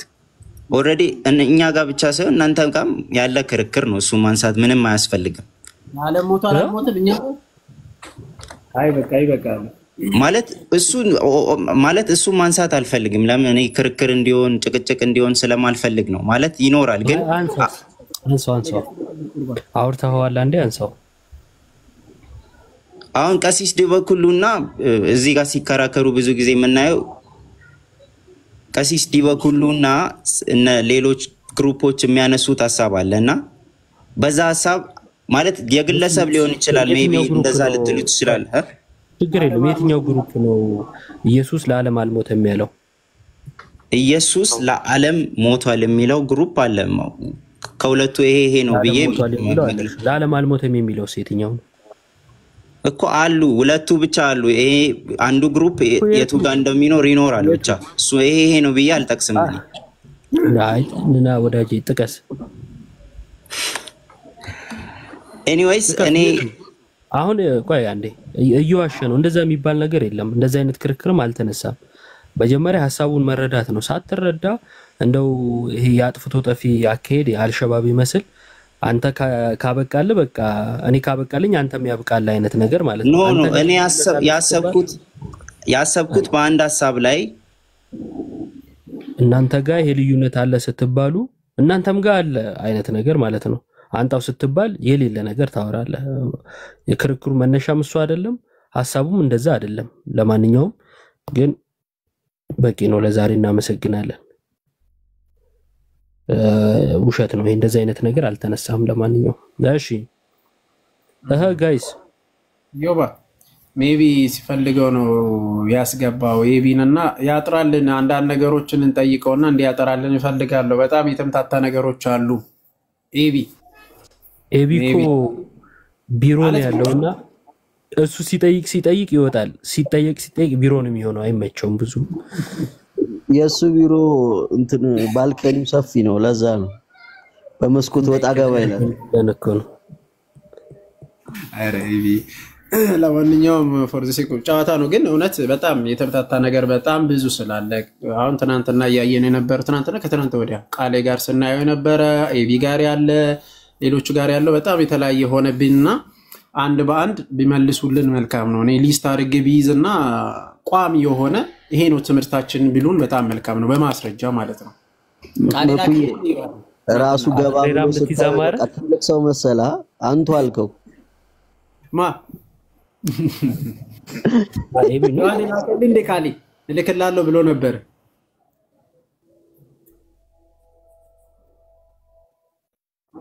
እንደና ሚልክልኝ ኧረ አላከልኝም ኤቢ ራሱ አላከልኝም ይኸው ልክላለሁ ብሎ ማስፈራሪያ ያረጉት ልክላለሁ ታው ይያሉ ስቶሪ አድርገዋለሁ ብሎ ቀረ ወጣ ሄደ ከመስኮት ተመልሶ ገባ መሰለኝ ስማ ልልክልህ ነው አንድ ልልክልህ ነው ሶስት ካለ በኋላ መልሶ አንድ ከባድ የሚስ እኔ ግን ኢትዮ እንትን ትንሽ ማለት የኢትዮ 3 ነው ምናምን የሚባለው በውስጥም ብታወራን ምናምን አሪፍ ነው አሁን ይሄ ብዙ ጊዜ ሲሉ ስለሚሰሙ አይ እኛ አባቶችን በመጽሐፍ ቅዱስ መዝነን ነው የምንቀበለው ሲሉ መመዘኛቸው የራሳቸው መረዳት ነው በጣም የሚገርም መጽሐፍ ቅዱሱ በራሳቸው መረዳት ሁሉንም አባቶች ይመዝናሉ። እኔ ራሳችሁ ኢንፋሌብል አድርጋችሁ ከመቁጠር በላይ በጣም ትልቅ እንትን የለም። ምንድነው የሚባል ትዕቢት የለም። አሁን የአባቶችን መረዳት በሙሉ በእኔ መረዳት መዝኜ ነው የምቀበለው ማለት ነው። የፕሮቴስታንቲዝም አስተሳሰብ ማለት አሁን ኢትዮ ፎረም አንድ ክፍል ዝም ብሎ ዛሬ ተነስቶ አንብቦ ማለት ነው። ከዛ በኋላ ይሄ የዮሐንስ ክፍል ማለት እስቲ ጥቅሱን ጥቀሰው ይሉሃና አንዳንዶቹ እንደው በጣም የሚገርም ጥቅሱ ራሱ አያውቁትም እኮ ለመጀመሪያ ጊዜ አንተ ነህ የምታሳያቸው። ይሄን ክፍል ጠቅሰህላቸው ከዛ በኋላ ይሄማ እንዲህ ነው ይልህና መረዳት የትኛው ነው እንደዛ ብለው የፈታባት ስትላቸው አባቶች እኮ ይመዘናሉ። በማን ነው የሚመዘኑ? አንተ መዳት ማለት ይሄ በጣም እውነት እዚህ በላይ ትዕቢት የለም። እና ትዕቢት የኃጢአት ሁሉ ስር ነች እና ደግሞ የውድቀት ደግሞ መሰረት ነች። የኃጢአትም የውድቀትም መሰረቷ ነች ማለት አባቶች በእኔ እውቀት ነው የምመዝናቸው ካልክ ያንተ እውቀት ወይም ኢንፋሌብል ነው አድርገህ እየቆጠርክ ነው። አለበለዚያ ደግሞ ምንም አለበለዚያ የለውም። በቃ ኢንፋሌብል ካልሆንክ በስተቀር ያንተ እውቀት እነሱን ሊመዝናቸው አይችል። አለቀ። ሰው ከዛ አንፃር የሚታይ ነው። እኛ ግን እንመዝናለን። አክቹአሊ የአባቶች ጽሑፍ ይመዘናሉ በእኛ ጋር። ግን እንዴት ነው የሚመዘነው? በእያንዳንዳችን የግለሰቦች መረዳት ነው አይደለም። ካታሆሊክ የሆነ ቸርች አለ። በቸርች ማይንድ ይባላል ወይም ደግሞ በቤተ ክርስቲያን አእምሮ በቤተ ክርስቲያን ማይንድ ነው የሚመዘኑት ማለት ነው። ሰው በቤተ ክርስቲያን ማይንድ በቤተ ክርስቲያን ትምህርት ቤተ ክርስቲያን ተሳሳተች ብዬ ጠየቅኩ ቅድም። ለዛ ነው ቤተ ክርስቲያን ኢኩሜኒካል የሆነችው ቤተ ክርስቲያን በጭራሽ አትሳሳትም። መጽሐፍ ቅዱስም ትሳሳታለች የሚል ማስረጃ በጭራሽ አይሰጠንም። ይልቁንስ የእውነት ሁሉ መሰረቱ ቤተክርስቲያን ብቻ ነች ነው የሚለው። የእውነት ሁሉ ምንጭ ራሱ ቤተክርስቲያን ነች። ምንጩ የእውነት ሁሉ ምንጭ ሆና እንዴት ነው ስህተት ራሱ ሊኖርባት የሚችለው? አንደኛ ጢሞቴዎስ ሐዋርያ ቅዱስ ጳውሎስ ስለ ቤተክርስቲያን ሲናገር አንደኛ ጢሞቴዎስ ላንብብልህ ምዕራፍ 3 ከቁጥር 16 ላይ እንዲህ ይላል። 15 ማለት ብዘገይ ግን ይላል። ብዘገይ ግን በእግዚአብሔር ማደሪያ ቤት መኖር እንዴት እንደሚገባ ታውቅ ዘንድ እጽፍልሃለሁ። በማን በእግዚአብሔር ማደሪያ በሆነችው ቤት መኖር እንዴት እንደሚገባ ታውቅ ዘንድ እጽፍልሃለሁ ይልና ቤቱ የእውነት አምድና መሰረት የሕያው እግዚአብሔር ቤተ ክርስቲያን ነው ይላል። ቤቱ ምንድነው አለ? የእውነት አምድ ናት፣ የእውነት ደግሞ መሰረት ነች ይላል። ስለዚህ የእውነት አምድ መሰረት የሆነችው ደግሞ ማነች ይላል? የሕያው እግዚአብሔር ቤተ ክርስቲያን ይላል። ስለዚህ የሕያው እግዚአብሔር ቤተ ክርስቲያን የእውነት ሁሉ መሰረቱ አምዱ ነው። መጽሐፍ ቅዱስም ከዚች ቤተ ክርስቲያን የተገኘ ስለሆነ ነው ማለት ኢንፋሌብል ነው። ትክክል ነው። ኢንፋሌብል የሆነው ደግሞ ከዚች ከእውነት አምድም መሰረትም የሆነችው ቤተ ክርስቲያን አንዱ የተገኘ እውነት ነው ወይም ደግሞ የማይሳሳት መጽሐፋችን ነው ማለት ነው መጽሐፍ ቅዱስ። ቤተክርስቲያን ስንል ኢኩሜኒካል ቸርች ማለት ዓለም አቀፍ ቤተክርስቲያን በፍጹም ማትሳሳት ቤተክርስቲያን ነች ማለት ነው። እቺ ቤተክርስቲያን የእውነትን መንገድ ለኛ ስትሰጥ ወይስ ስታስተምረን በምን አይነት መንገድ ነው? አይበቃውም? ይሃዲ ትንሽ የተደራረበ ነገር ይኖራል።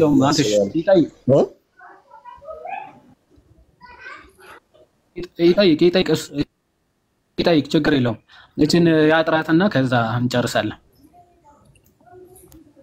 ይሃዲዬ እንዴት ናችሁ? ሰላም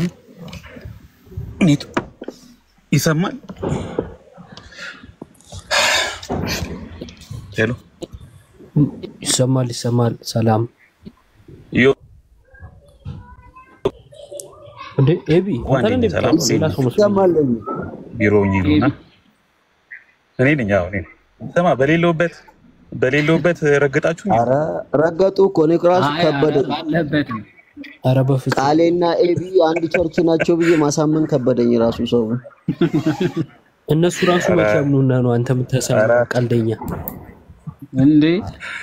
አረ አጨክኑ ኤቢ ራሱ ምንም ቃውን ሰማ በውስጥ ያልከኝ ነው እንዴ ኤቢ ጥሪ ጋር ነው ያልከኝ። የማን የሚቆራረጠው አይሰማኝም ነበር እንዴ? እኔም ነው አሬኛ ያንተ ይሰማናል። እኔ ብቻ ነው የማይሰማኝ? ተቆራርጦ ነበር ይዋዴ።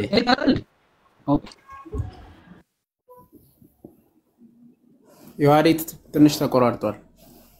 ስማ ሰሞኑን ድንጋይ አሁን በጣም እኮ በደንብ ነው የሚሰማኝ። አሁን ይሰማል? አሁን ይሰማል ይዋዴ። አሁን ትሰማለህ ይዋዴ? ቀጥልሽ። አይ ትቀጥላለህ። እኔ ያልኩት እኔማ በውስጥ ያልከኝ ተውከው ወይ ይጥር የኔ ላግ ያደርጋል መሰለኝ። ቀጥሉ በቃ ነው ይዋዴ። ያንተ አይደለም ኤቢ ነው። ቀይ ሆኖ ነበር። ኤቢ አልሰማኸውም? እጠይቅህ ስማ ይዋዴ ወይ ይዮባ ኤቢ ሰሞኑን ቃልን ጌታን ተቀበል እንዳይለው ፍራ። ኮስንኮ ጌታን ተቀበል ብሎት ጉድ እንዳይሰራው ደሞ አደራ በላይቭ እንዳታረገው። ቅሌት ነው ይሄ መቼ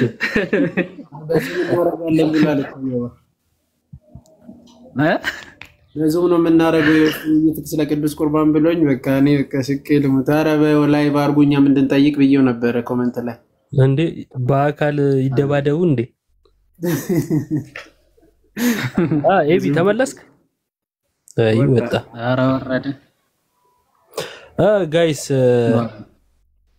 ብንወጣ ደስ ይለኛል። ኧረ ቆይ ኢትዮ ይጨርስ እባክህ እያወቃችሁ። ኧረ በትዕግስት ጠበቅኳችሁ እኮ።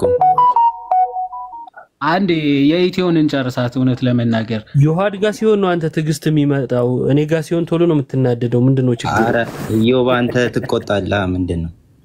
ማን ያለው እኮ ማን ያለው እንደዛ? ሚውት ታረጋለህ፣ አታስወራም። ያኔ እንትን ነው አሁን ያልተባለ ውሸት ምናምን ሲመስለኝ ያናድደኛል ቶሎ። አሁን ቅድም ያልከው ውሸት ነው። የለም እንደዛ ተሳስተም ሊሆን ይችላል፣ ግን ያናድደኛል እንደዛ አይነት ነገር። ለዛ ነው።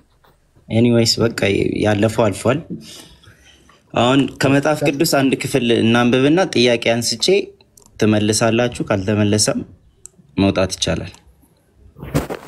ጥሩ ጥሩ። እሺ ቀጥልና እንትን ብለን እንጨርሳለን። እሺ መጽሐፍ ቅዱስ ማውጣት ይችላል። አንድ ጥሩ እንትን ስላለ ነው ማለት ረጋ ብለም ስለምታወራ ምናምን ከዛ አንፃር ነው እያወራን ያለ ነው። በቅንነት ምናምን ለመረዳት ከሆነ የምትጠይቀው እሰየው፣ ደስ እያለን እንመልሳለን። አዎ ችግር የለውም። በቅንነት ነው። እኔ እስካሁን እንትን ያልኩበት የለም። መጽሐፍ ቅዱስን አንስተን ነው እያወራን የነበረው። ኤግዛክትሊ ያ። እሺ ቀጥልሻው። ያው ማውጣቱ መጽሐፉ ክፍሉን ጥቀሰው። እሺ በትልቁ ላይ አርግና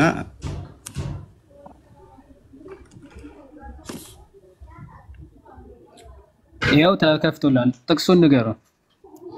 ዮሐንስ 6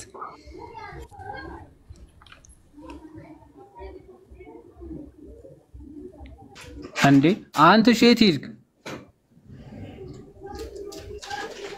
ትሄድ እታች ወርዶ ነው እንዴ የሚከፍተው? ይሄ ምን አይነት ሰው ነው?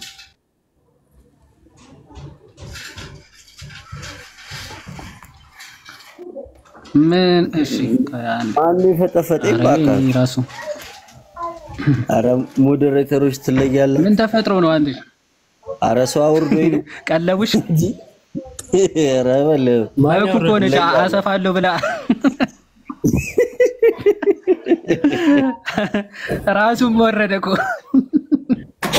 ማይኩ አጥፍቶ ሆኗል በለኝ። አጥፍቶ ጠፊ ማለት ማይኩ ነው። አሰፋለሁ ብላ አስወረደው፣ ከዛ ራሱ ወረደ። እሱ ወርዶ ማን ያልቀመጥም አለች። ወንድሜ ራስ ወርጄማ አልቀመጥም ማለት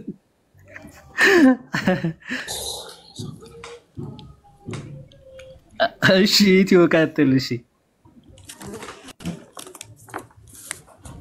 እሺ ዮሐንስ አወጣ 6 አልክ። ቁጥር ስንት? 6:48 እሺ 48 እሺ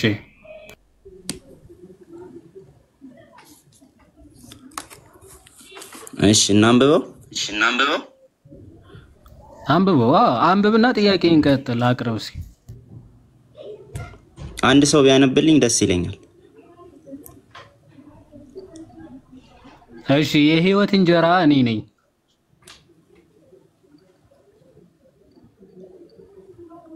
ቀጥል። እስከ 61 ድረስ ቀጥል። እስከ 61 ድረስ እኮ እያነበብክ ነበር እኮ ስታሳይ ነበር አይደል? ቀደም እኮ አነበብ ነው። ጥያቄህን ምን ላይ እንደሆነ ጥያቄህን ስፔሲፊካሊ ለምን አትጠይቅም? ከዛ ማንበብ ካለብን እናነበዋለን እኮ። አይ ካነበብን በኋላ አይሻልም? እኔ መጽሐፍ ቅዱስን አንብበን ከዛ በኋላ ልጠይቅ እኮ ነው ያልኩ። ወይ እኔ ላንብብ? ሙሉ ከ48 እስከ 61 ነው ጥያቄ። እሺ አንብብ እስቲ፣ ወይ አንብበው፣ ችግር የለውም። እሺ እኔ እያነበብኩ አንዳንድ ጥያቄ እያነሳው ልሂድ። እሺ የህይወት እንጀራ እኔ ነኝ። አባቶቻችሁ በምድረ በዳ መና በሉ ሞቱም። ሰው ከእርሱ በልቶ እንዳይሞት ከሰማይ አሁን የወረደ እንጀራ ይህ ነው። ከሰማይ የወረደ ሕያው እንጀራ እኔ ነኝ። ሰው ከዚህ እንጀራ ቢበላ ለዘላለም ይኖራል። እኔም ስለ ዓለም ሕይወት የምሰጠው እንጀራ ስጋዬ ነው። ስለዚህ አሁን እዚህ ጋር ያለኝ ጥያቄ ሰው ከእርሱ በልቶ እንዳይሞት ከሰማይ አሁን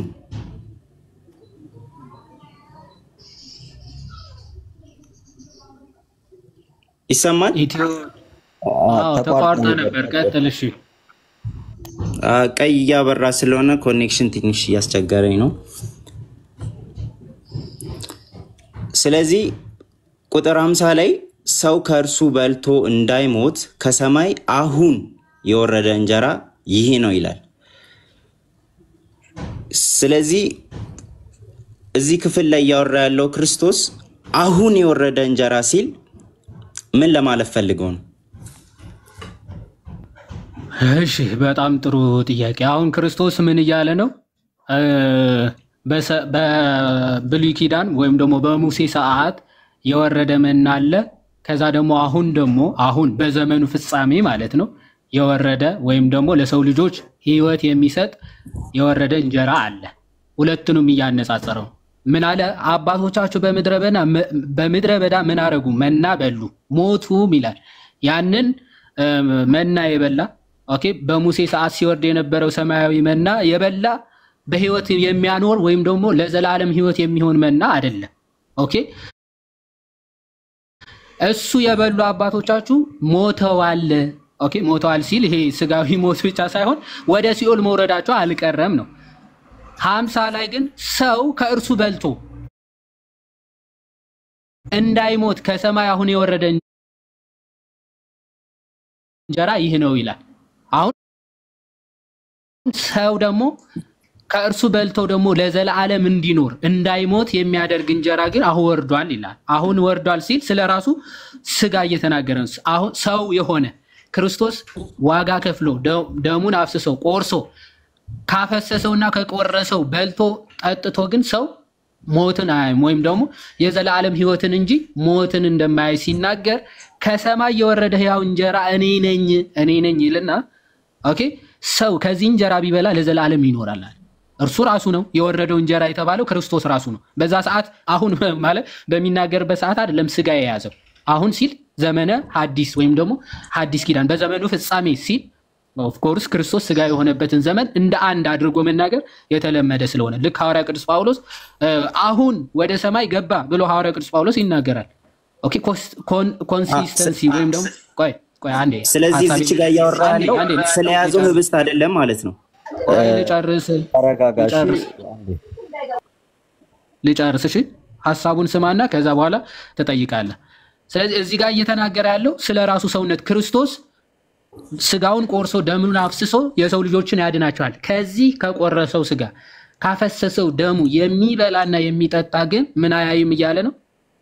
ሞትን አያይም። ምክንያቱም ምን አለ? ከሰማይ የወረደው እንጀራ ማን ነው አለ? እኔ ራሴ ነኝ አለ። ሰው ከዚህ እንጀራ ቢበላ ለዘላለም ይኖራል አለና ሰው ከዚህም እንጀራ ቢበላ ለዘላለም ይኖራል። እኔም ስለ ዓለም ህይወት የምሰጠው እንጀራ ምንድነው አለ? ስጋዬ ነው። በቃ ይሄ የሚሰጠው ሰው ቢበላው የማይገለው ወይም ደግሞ እንዲሞቱ የማያደርገው የዘላለም ህይወት እንዲኖራቸው የሚያደርገው ለዓለም የምሰጠው ምን ነው አለ? ስጋዬ ነው። በቃ የምትበሉት ስጋዬ ነው አለ። አይሁዶች ይሄን ሲላቸው ምን አሉ? ኧረ ይህ ሰው እንዴት ስጋውን ልንበላና ልንጠጣ ይሰጠን ይችላል? እንዴት ይቻለዋል? ብለው እርስ በርሳቸው ተከራከሩ ይላል። አየህ ራሱ በቃ ከበላችሁ የማትሞቱት እኔ የምሰጣችሁ እንጀራ ስጋዬ ነው። በቃ አለቀ። እሱ ነው የምትበሉት፣ እሱ ነው የምትጠጡት አለ። ከዛ በኋላ እንዴት ይሄን ሊሆን ይችላል? እንዴት ሊሆን ይችላል? ባይዘው ይሄ የሰው ልጅ የሚሰጣችሁ ብሎ ነው የሚናገረው። እምነት እንዳልሆነ ቁጥር 26 አንትሽ ወደ ቁጥር 26 እስኪ ብዙ ጊዜም እምነት ምናምን ለማለት ስለሚጠቅሷት እችን ክፍል በዚህ አጋጣሚ ተመልከቱ።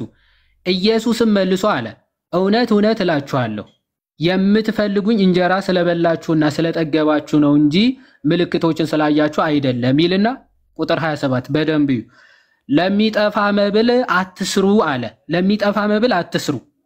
እሺ ነገር ግን ለዘላለም ህይወት ለሚኖር መብል የሰው ልጅ ለሚሰጣችሁ ስሩ ይላል። አሁን የሰው ልጅ የሚሰጠው ለዘላለም የሚኖር መብል አለ። እሱን ለማግኘት ስሩ አለ። እሺ እኛ ምን ሰራው ስራ አለ። የምንሰራው ግን ምን ለማግኘት ነው? የሰው ልጅ የሚሰጠንን ለአጅር እዚህ መጣ።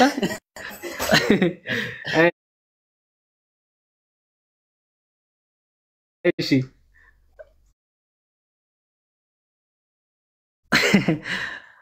ኦኬ ምን አለ? ለሚጠፋ መብል አትስሩ አለና ነገር ግን ለዘላለም ህይወት ለሚኖር መብል የሰው ልጅ ለሚሰጣችሁ ስሩ አለ። ስለዚህ እኛ እንሰራለን። የምንሰራው ምን ለማግኘት ነው? የሰው ልጅ ለሚሰጠን መብል ነው የምንሰራው ማለት። ኦኬ ስሩ ሲባል ምን ማለት ነው ታዲያ? አሁን እኛ ሰርተን የሰው ልጅ የሚሰጠን ምንድነው? እዛው 28 ላይ ምን ይላል? እንግዲህ አለ የእግዚአብሔርን ስራ እንድንሰራ ምን እናድርግ አሉት ይላል። እኛ የምንሰራው ስራ ኦኬ መብሉን ለማግኘት የምንሰራው ስራ እንግዲህ ምንድነው አሉት። ኢየሱስም መልሶ ይህ የእግዚአብሔር ስራ እርሱ በላከው እንድታምኑ ነው አላቸው። ስለዚህ በክርስቶስ ስታምን ያ የሰው ልጅ ደግሞ የሚበላ ነገር ይሰጣል ማለት ነው። ኦኬ አንተ ትሰራለህ። የምትሰራው ስራ ምንድነው? በክርስቶስ ኢየሱስ ማመን። ለምንድነው የምትሰራው? ወይም ደግሞ ለምንድነው የምታምነው? የሰው ልጅ የሚሰጥህን መብል ለማግኘት ማለት ነው። ያ መብል ነው የሰው ልጅ የሚሰጣችሁን መብል ለመስራት ለማግኘት ስሩ አለ። ስሩ እመኑ ማለት ነው። ኦኬ የሰው ልጅ የሚሰጣችሁ መብል ለማግኘት ስሩ ማለት የሰው ልጅ የሚሰጣችሁን መብል ለማግኘት በእርሱ እመኑ። ስለዚህ ከዛ በኋላ እሱ የሚበላ መብል ይሰጣችኋል። ካመናችሁ በኋላ የሚሰጥ መብል ነው። ያ መብል ነው ስጋዬ ነው። ለዓለም የምሰጠው መብል የሰው ልጅ ለሚሰጣችሁ ስሩ አይደለ የተባለ ለሚሰጣችሁ ኦኬ ለሚሰጥ መብል ስታምን እሱ መብል ደግሞ ጌታ ይሰጣል። ያ የምሰጠው መብል ለዓለም የምሰጠው መብል ምን ነው አለ? ስጋዬ ነው አለ። ስለዚህ በክርስቶስ ስታምን መብል ይሰጣል ጌታ። ያ መብል ምንድነው? ስጋው ነው ማለት ስጋው ነው። ልክ ቁጥር 48 ላይ ሲል ቁጥር 48 ትንሽ ቁጥር 51 አካባቢ 51 ላይ ስለዚህ ምን አለ? ከሰማይ የወረደ ሕያው እንጀራ እኔ ነኝ። ሰው ከዚህ እንጀራ ቢበላ ለዘላለም ይኖራል። እኔም ስለ ዓለም ህይወት የምሰጠው የሰው ልጅ ስለሚሰጣችሁ መብል ስሩ አይደለ የተባለ እኔ የምሰጣችሁ ለዓለም ህይወት የምሰጠው እንጀራ ደግሞ ምን ነው አለ? ስጋዬ ነው። በቃ አለቀ። ከዛ አይሁዶች አይ ስጋውማ እንዴት ሊሰጠን ይችላል አሉ። አንጎራጎሩ። ክርስቶስም የሰው ልጅ ስጋ ካልበላችሁ ደሙንም ካልጠጣችሁ በራሳችሁ ምን የላችሁም ህይወት የላችሁም አለ። አለቀ። ስለዚህ በእርሱ ስታምን ስጋውና ደሙንም ለመቀበል ትበቃለህ ማለት ነው። እነሱ አላመኑበትም። እንዴት ሊሰጠን ይችላል አሉ። ወደ ኋላ ማፈገፈጉ። አላመኑበትም። ስለዚህ መብሉንም ሊያገኙ በጭራሽ አይቻላቸውም። ሐዋርያትስ የሰው ልጅ በሚሰጠው ስራ ወይም ደግሞ ለሚሰጠው መብል ሰሩ። ምን ማለት ነው? ሰሩ አመኑ ማለት ነው። ዘን መብሉን አገኙ አይደል? ይሄው ስጋዬ ይሄው ደሜ ብሎ ሰጣቸው ማለት ነው ለ12 ሐዋርያት። ለዛ ነው 12 ሐዋርያት ለይቶ ምሴተ ሐሙስ 12ቱን ሐዋርያት ብቻ ለይቶ ሲሰጣቸው ትመለከታላችሁ። የሰው ልጅ ለሚሰጠው መብል ስለሰሩ እነሱ ተቀበሉ፣ መብሉን በሉ፣ መጠጡን ጠጡ ማለት ነው። ከዚህ አንጻር የሚታይ ነው ኢትዮ 3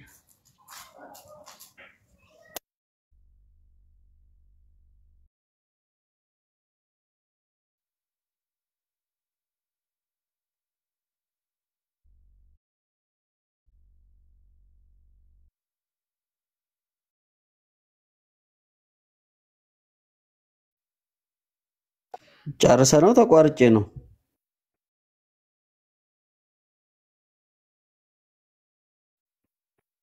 እንዴ? ጨረስኩኝ እኮ ኢትዮ እንደዛ ነው የሚታየው ብዬ እኮ ጨረስኩ። እየጠበቅኩት ነው።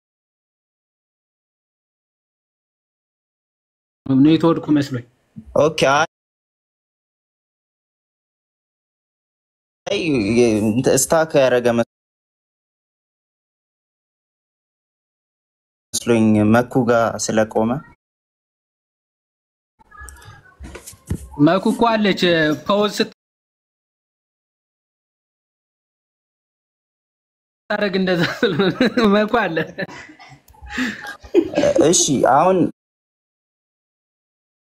ያስረዳው ከላይ እንትን ያልከው እንትን ነው እንስማማለን። ግን አሁን ክፍሉ ላይ ስፔሲፊክ አድርጌ የጠየኩትን ጥያቄ ልክ የተወሰነውን ለመመለስ ሞክራል፣ ግን ሙሉ አልተመለሰልኝም። እሱም ምንድነው ያልከው?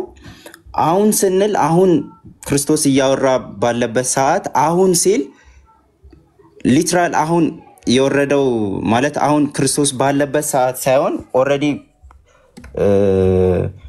ክርስቶስ ወደ ምድር በመጣበት ሰዓት ስጋው አሁን አንተን ያልከውን ነው ማለት ስጋው አሁን አይደለም፣ በዛ ሰዓት አይደለም ስጋው እንትን ያለው ሲወርድ ስጋው ይዘው ነው የመጣው። ስለዚህ አሁን ብሎ ሲያወራ አሁን በቆመበትና በሚያወራበት ሰዓት ያለውን ስጋ ሳይሆን ልክ ወደ ምድር ሲመጣ ክርስቶስ ያቀረበውን ስጋ እንድንበላ ሲመጣ ያመጣውን ያን ደም እንድንጠጣ ክርስቶስ እሱን ነው እያወራ ያለው ነው። ስለዚህ እዚህ ፓርት ላይ አሁን የሚቆረሰውን ህብስት ይዞ እያወራ ይሄን ሐሳብ ካወራ ይሄ ሐሳብ የሚገልጸው ስለ ህብስቱ አይደለም ነው ቶታሊ የሚገልጸው። አንተ የሚያወራው ኢትዮ 3 ኦንሊ ጂሰስ ነህ እንዴ? አይደለም ነገርኩ እኮ ቅድም አልነበርኩም? ክርስቶስ ከሰማይ ስጋ ይዞ መጥቷል እንዴ? ኖ ከሰማይ ወረደ ነው እንዴ ያልከ ያለው ኢትዮ? እንደዛ አላልኩም። ስጋና ደምማ ከማርያም ነው የነሳው እሱ። ስለዚህ አሁን ከሰማይ የወረደ እንጀራ ሲል ሲመጣ ነው። አይ አሁን ሲል አሁን የኔ ጥያቄ አሁን ያለውን ከሰማይ አሁን የወረደ እንጀራ ይሄ ነው ሲል ክርስቶስ እያቀረበ ያለው ስለ የትኛው ነው? ጥያቄ እንደዛ አይደለ ያዋዴ? ማለት አሁን ብሎ ሲያወራ ክርስቶስ ስለራሱ ነው ወይስ ስለያዘው ህብስት ነው ስል ክርስቶስ ኦልሬዲ ወደ ምድር በመጣበት ሰዓት ነው ስጋው ከሱ ጋር ያለው። ስለዚህ እዛ ቦታ ላይ ቆሞ ሲያወራ ያለውን ብቻ አይደለም ነው።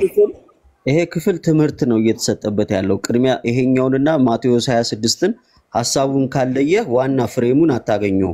ይሄ ትምህርት ነው። መጀመሪያ ክርስቶስ ለደቀ መዛሙርትና ለአይሁድ እያስተማረ ነው። ፕራክቲካሊ ግን ማቴዎስ 26 ላይ ህብስቱን ስጋ አድርጎ ይሰጣቸዋል። በቃ እኮ ይሄ ነው እኮ ትምህርቱ ራሱ ማለት ነው። አንተ መቼ ነው አንተ የምትለው? መቼ ነው የሰጣቸው ስጋውና ደሙ? መቼ ነው ኢትዮ? መቼ ነው ማለት መቼ ነው የሰጣቸው ማለት ለዓለም የሰጠው መቼ ነው ብለህ ነው የምታምነው አንተ? ራሱን ማለት ስጋዬ ነው ይሄ ስጋዬ ነው ይሄ ከዚህ ስጋ ብሉ ብሎ መቼ ነው የሰጣቸው?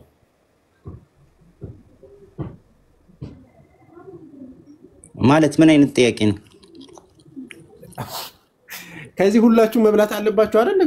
ካልበላችሁ በራሳችሁ ህይወት የላችሁም ተብሏል እና ተነግሯቸው ሁሉም መብላት አለባቸው። ታዲያ እንደበሉ መቼ ነው የተሰጣቸው እኮ? አሁን ስለወረደው ስጋ ከሰማይ ወረደ ሕያው እንጀራ እኔ ነኝ ብሎ ሲያወራ እኔ ጠየቅኩት ያዴን በዛ ሰዓት እያወራ ያለው አሁን የወረደ እንጀራ ይሄ ነው ብሎ እያወራ ያለበት ሰዓት ላይ ቆርሶ የሚሰጠውን ህብስቱን ነው ስፔሲፊክ አድርጎ ይሄ ነው እያወራ ያለው ወይስ ራሱን ነው ፊዚካል ቦዲውን ነው ክራይስት እያቀረበ የነበረው ነው? ዮሐዴም ይሄን ግልጽ ያደረገው አዛት ታይም በዛ ሰዓት ቆሞ እያወራ ያለው ክራይስት እሱን ስፔሲፊክ ቦታውን ብቻ ሳይሆን ቀድሞ ከዛ በፊትም ክርስቶስ በመጣበት ሰዓት ስጋ ኦልሬዲ ከማርያም ስጋና ደም ስለነሳ በነሳበት ሰዓት እስካለው ድረስ ወክሎ ነው ያወራው ነው ያለኝ ዮሐድ። እንግዲህ እንደዛ ነው የገለጸልኝ።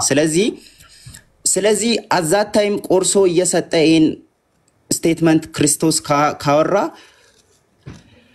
እያወራ ያለው ስለ ህብስቱ አይደለም ነው የኔ ፖይንት። ገብቷላ? አይደለም አሁን ስለ ስጋው ካወራ እዛው ጋር ካነሳው ማለት ነው። መቼ ነው ይህ ስጋዬ ነው ብሎ አይደለ በላላችሁ ከዚህ ጠጡ ነው ሁሉ ማለት ነው። አባቶች በምድረ በዳ መና በሉ ሞቱም ተባለ። ሁሉም ከእርሱ ከስጋው መብላት አለባቸው፣ ከደሙ መጠጣት አለባቸው። ስጋዬን የሚበላ ደሜን የሚጠጣ የዘላለም ህይወት አለው አለ። እኔም በእርሱ ይኖራለሁ እርሱም በእኔ ይኖራል። ኦኬ የዘላለም ህይወት የሚያገኘው አንድ ሰው ወይም ደግሞ ስጋውን የሚበላው ደሙን የሚጠጣው መቼ ነው? እዛው ቆሞ ነው ወይስ መቼ ነው? መቼ ነው ተሰጠ? መቼ ነው ክርስቶስ የሰጣቸው? ይሄን አሁን ዮሐዴም ቅድም አውርቶታል። እነሱ እንጀራ ቀላል ጥያቄ ነው የጠየቀ እኮ ክርስቶስ ስጋና ደሙን ሰጥቶ ብሉ ጠጡ ያላቸው መቼ ነው? እዚህ ሰዓት ቆሞ ነው ወይስ ሌላ ቦታ ነው እኮ ነው ሐሳቡ። እዚህ ቦታ ላይ ቆሞ ይሄን ስቴትመንት ተናገረ። ክርስቶስ ይሄን ሲናገር ግን ገና ሊቆርስ ያለውን ስጋ ነው ወክሎ ዲስክራይብ ያደረገው። ታዲያ እኛም እንደዛ እያወራን እዚህ ጋር ትምህርቱ ነው ክርስቶስ እያስተማረ ያለው። ገና ወደፊት የሚቆረሰውን ስለ ስጋውም ስለ ደሙም ወደፊት የሚቆረሰውን እየተናገረ ነው፣ ቀድሞ እያስተማረ ነው። ታዲያስ በዕለተ ሐሙስ ይህ ስጋዬ ነው ብሎ ሰጣቸው። ዓርብ ላይ ተሰቀለ፣ ደሙን አፈሰሰልን። በቃ ያንን ደግሞ ስጋዬ ብሎ ክርስቶስ እንትን ካለ አሜን ብለህ የክርስቶስን ስጋ አሜን ብለህ መቀበል አለብህ። በቃ ስጋዬ ነው ካለ ስጋው፣ ደሜ ነው ካለ ደሜ ለአዲስ ኪዳን እኮ ለሚሆን ብሎ እኮ የኔ ጥያቄ ገባኝ እኮ ያንተ ገብተኛል። በዛ ሐሳብ እኮ እንስማማለን ማለት ክርስቶስ ማለት ስጋውን አልቆረሰም፣ ስለሚቆርሰው ስጋ እያስተማራቸው ነው። ግን ሲያስተምራቸው ከላይ ሲመጣ የሚከተሉት የነበሩት ምንድነው? ፊዚካሊ ይሄ የሚበሉትን አሁን በልቶ የሚሞቱትን እንጀራ ስለበላችሁ ነው። ያን መና ደግሞ አባቶቻችሁ ከሰማይ የወረደውንም ቢሆን በልቶ ለዘላለም አልተረፋቸው ሞተዋል። እኔ ግን እንደዛ አይደለሁም። እኔ ግን ከሰማይ የወረድኩት የዘላለም ህይወት ልሰጥ ነው ብሎ እዛ ቦታ ላይ ያወራ ስለራሱ አሁን ስለሚቆርሰው ስለሚያፈሰው ደም ያወራ በቆመበት ሰዓት ያወራ ባለበት ሰዓት የያዘው ህብስት ይሄ ነው ብሎ ሳይሆን ራሱን እያቀረበ ነው። ራሴ እንደዚህ ስጋዬን መስቀል ላይ ቆርሼ ደሜንም አፍስሼ እንደዚህ ለዘላለም እናንተ ትድናላችሁ ነው። ስለዚህ ይዞ እያወራ ያለው ይሄን ብሎ ሲያወራ ኢትዮስሪ አንዴ እዚህ ጋር ቀራሪው ላይ ተሰቅዬ ደሜን አፍስሼ ስጋዬን ቆርሼ ብሏል። እዚህ ላይ ለምሳሌ ነው እሱማ እንደዛ እኮ ግልጽ አላረግ ማለት ይሄ በዚህ እንደዚህ ብሎ አላለም። ግን እኮ በቃ ተው አንዴ አሁን እንደዛ ካላለ ቃል በቃል ጌታ ኢየሱስ ክርስቶስ ስጋዬ ነው ብሎ የሰጠበትን ሳትቀበል አሁን የራስን ማብራሪያ ያስቀምጠ ኦፍ ኮርስ ክርስቶስ አስተምሯል። በቃ እዚህ ጋር ያስተማርበት ትምህርት ነው። እንዴት እንደሚሰጣችሁ ስጋውና ደሙን ደግሞ ማቴዎስ 26 ላይ ሄደህ ቼክ ማድረግ እንዴት እንደሚሰጣው ቃል በቃል ማለት ይህ ስጋዬ ነው ብሎ የሰጠ ክርስቶስ ማቴዎስ ላይ ቁጭ ብሏል። ታዲያስ ያንን ደግሞ በዕለተ ዓርብ ላይ ሲያፈስ ደግሞ እናያለን። አሜን ብለህ ደግሞ መቀበል አለብህ። እኔ እንግዲህ ከዚህ በላይ ኖ ዕለተ ዓርብ ላይ ሲቆርሰው ይሄን ስጋ ዕለተ ዓርብ ላይ ሲቆርሰው እንካ ይሄን ቃል ትቀበለዋለህ። ማቴዎስ እዛው ዮሐንስ 53 ጀምሮ ያለውን ቃል ትቀበለዋለህ። እኔ አይደለም የሚያመጣሁት ገባኝ እኮ ትቀበለዋለህ። ወደ ታች ልንሄድ እኮ ነው አሁን እናጥራ ያልኩት ከሰማይ አሁን ይወጣ አሰማለኝ ወይ ዮባ ይሰማል። ጥያቄ ኢየሱስ አሁን ብሎ ያላቸው ከእንትኑ ጋር ነጻጽረ ነው ምንድነው? ማቴዎስ 26 ላይ ለምሳሌ እንኩ ብሎ ባርኮ ሰጣቸው ይላል አይደለ? አዎ። ስለዚህ ዮሐንስ 6ም ስትመጣ አሁን ያለው አይነት ነገር ነው ጥያቄ ወደዛኛው ወስደው ማለት ነው። ኤግዛክትሊ። እሺ እንደዛ ከሆነ አስቀድሞ ያለው በኢየሱስ ክርስቶስና ሊፈትኑት ወይም ደግሞ ታምር አሳየን ያሉት አይሁዶች መካከል የተደረገ ንግግር አለ አይደል? ከፍ ብለው ወደ 26 ስታነብ መጀመሪያ ጥያቄው ይሄ የጌታ ትምህርት ስለ ስጋው ያስተማረው ትምህርት መነሻው ምንድነው? እንድናምንብህ ምን ምልክት ትሰጠናለህ ወይም ታሳየናለህ ከሚል የአይሁዳውያን ጥያቄ የመነጨ ነው። ስለዚህ እንደ ምሳሌነት አንድ ነገር ደግሞ አቀረቡ። ምን አቀረቡለት? ሙሴ በምድረ በዳ መናን ለአባቶቻችን መግቦ ነበረ፣ አንተስ ምን ታደርጋለህ አሉት። ከዛ በኋላ ነው ኢየሱስ ሙሴ አይደለም መናን የመገበው አባቴ ነው ካለ በኋላ አሁን የምትበሉት ብሎ የገለጸው ከነሱ አንጻር ነው። በብሉይ ኪዳን ሙሴ ምን ማለት ነው? ይቅርታ መሀል ከገባው እሺ ሜቢ ወተ ከሆነ እኔ እንጃ፣ ግን ይሄን ሐሳብ አውርተናል። አሁን ማለት እኔም ገልጬዋለሁ። አይ ኖ ዳት ማለት ክርስቶስ እነሱ የፈለጉት ፊዚካል አሁን የሚበሉትን በልቶ የሚሞቱትን መና ፈልጎ እሱም ደግሞ ስፔሲፊክ ያደረገው እንጀራ ፈልጋችሁ ነው እንጂ ተአምሩን አይታችሁ አይደለም። ከሱ አንጻር እኮ አይደለም። እሱንማ ቅድም ይሁዳ ያብራርቶታል እኮ ከመጀመሪያ እስከ መጨረሻ ያለውን። እኔ አሁን የሚለው ከምን አንጻር ገባ የሚለውን እየነገርኩ ነው። አሁን የሚለው በብሉይ ኪዳን የቀረበ ንጽጽር ነበር አይደለ እኮ። አሁን እነሱ መና ለአባቶቻችን አበላ፣ አሁንስ አንተ ምን ታደርጋለህ አሉት አይደለ? እንድናምንብህ አሁን ምን ታደርጋለህ? ከዛን የቅድም የይሁዳ ማብራሪያ እዚህ ጋር ይገባል ማለት ነው። በዘመኑ ፍጻሜ ከሴት ተወልዶ የመጣው እርሱ ይሄ የድህነት ዘመንን የሰራበት ነው። አሁን ያለው አሁን መጥቷል ሰው ሆኖ ማለት ነው። ስለዚህ ስጋዊ አሁን የተባለው ዘመነ ስጋዊ እየተነገረ ነው። እነሱ ደግሞ አስቀድመው ምን ዘመን ጠቅሰዋል? የብሉይ ኪዳንን ዘመን ጠቅሰው እግዚአብሔር ለእስራኤላውያን መናን እንደመገበ በሙሴ አማካኝነት አሁንስ አንተ ምን ምልክት ታሳያለህ ነበረ? አሁን በዘመኑ ፍጻሜ ሰው ሆኖ መጥቶ እርሱን በልተው ህይወት እንዲሆናቸው የመጣው አሁን እኔ ነኝ ሲላቸው አሁን አለ ማለት ነው። ግልጽ ነው? አዎ ገባኝ። በዚህ እኮ ምንም አንቃረንም። ይዮባ ታዲያ ቅድም እኮ ይሁዳ ያብራራው ይሄን ነበረ። ገባኝ እኮ ይሁዳም እኔም የጠየኩት ጥያቄ አሁን ሲል በፊት የነበረው በልታችሁ ለህይወት ለዘላለም ህይወት የሚሆን አይደለም። አሁን ግን በእኔ የሚያምን የዘላለም ህይወት አለው፣ የህይወት እንጀራ እኔ ነኝ፣ አባቶቻችሁ በምድረ በዳ መና በሉ ሞቱም እያለ ሲያወራ ያ የበሉት መና ክርስቶስ እግዚአብሔር ከሰማይ አውርዶ የበሉት መና ለዘላለም ህይወት የሚሆን አይደለም። አሁን ግን እኔ ለዘላለም ህይወት እምሆን እንጀራ ነኝ ብሎ ሲያቀርብ ይሄን እያወራ ባለበት ሰዓት ቁጥር 51 ላይ ቆይ አንዴ ቁጥር 51 አንዴ በቃ ከሰማይ የወረደ ያው እንጀራ እኔ ነኝ ሰው ከዚህ እንጀራ ቢበላ ለዘላለም ይኖራል። አስቀድሞ ያንን እንጀራ ይበሉ ሞተዋል እኮ አይደለ? መና በልተው ነበረ ሞተዋል እነሱ። አሁን ግን ከእርሱ በልተው እንዳይሞቱ ከሰማይ የወረድኩ እንጀራ እኔ ነኝ አለና ከዛ ምን አለ? እኔም ስለ ዓለም ህይወት የምሰጠው እንጀራ ስጋዬ ነው አለ። ስለዚህ ለህይወት የተሰጠን ምኑ ነው? ስጋው ነው። ይሄን እንቀበላለን ማለት ነው። አዎ ይሄን ከሰማይ አሁን የወረደውን እንጀራ ስጋውን ራሱን እሱ እዛ ጋር ኢንተርፕሬት እያደረገ ለነሱ ትምህርት ነው ብላችኛል።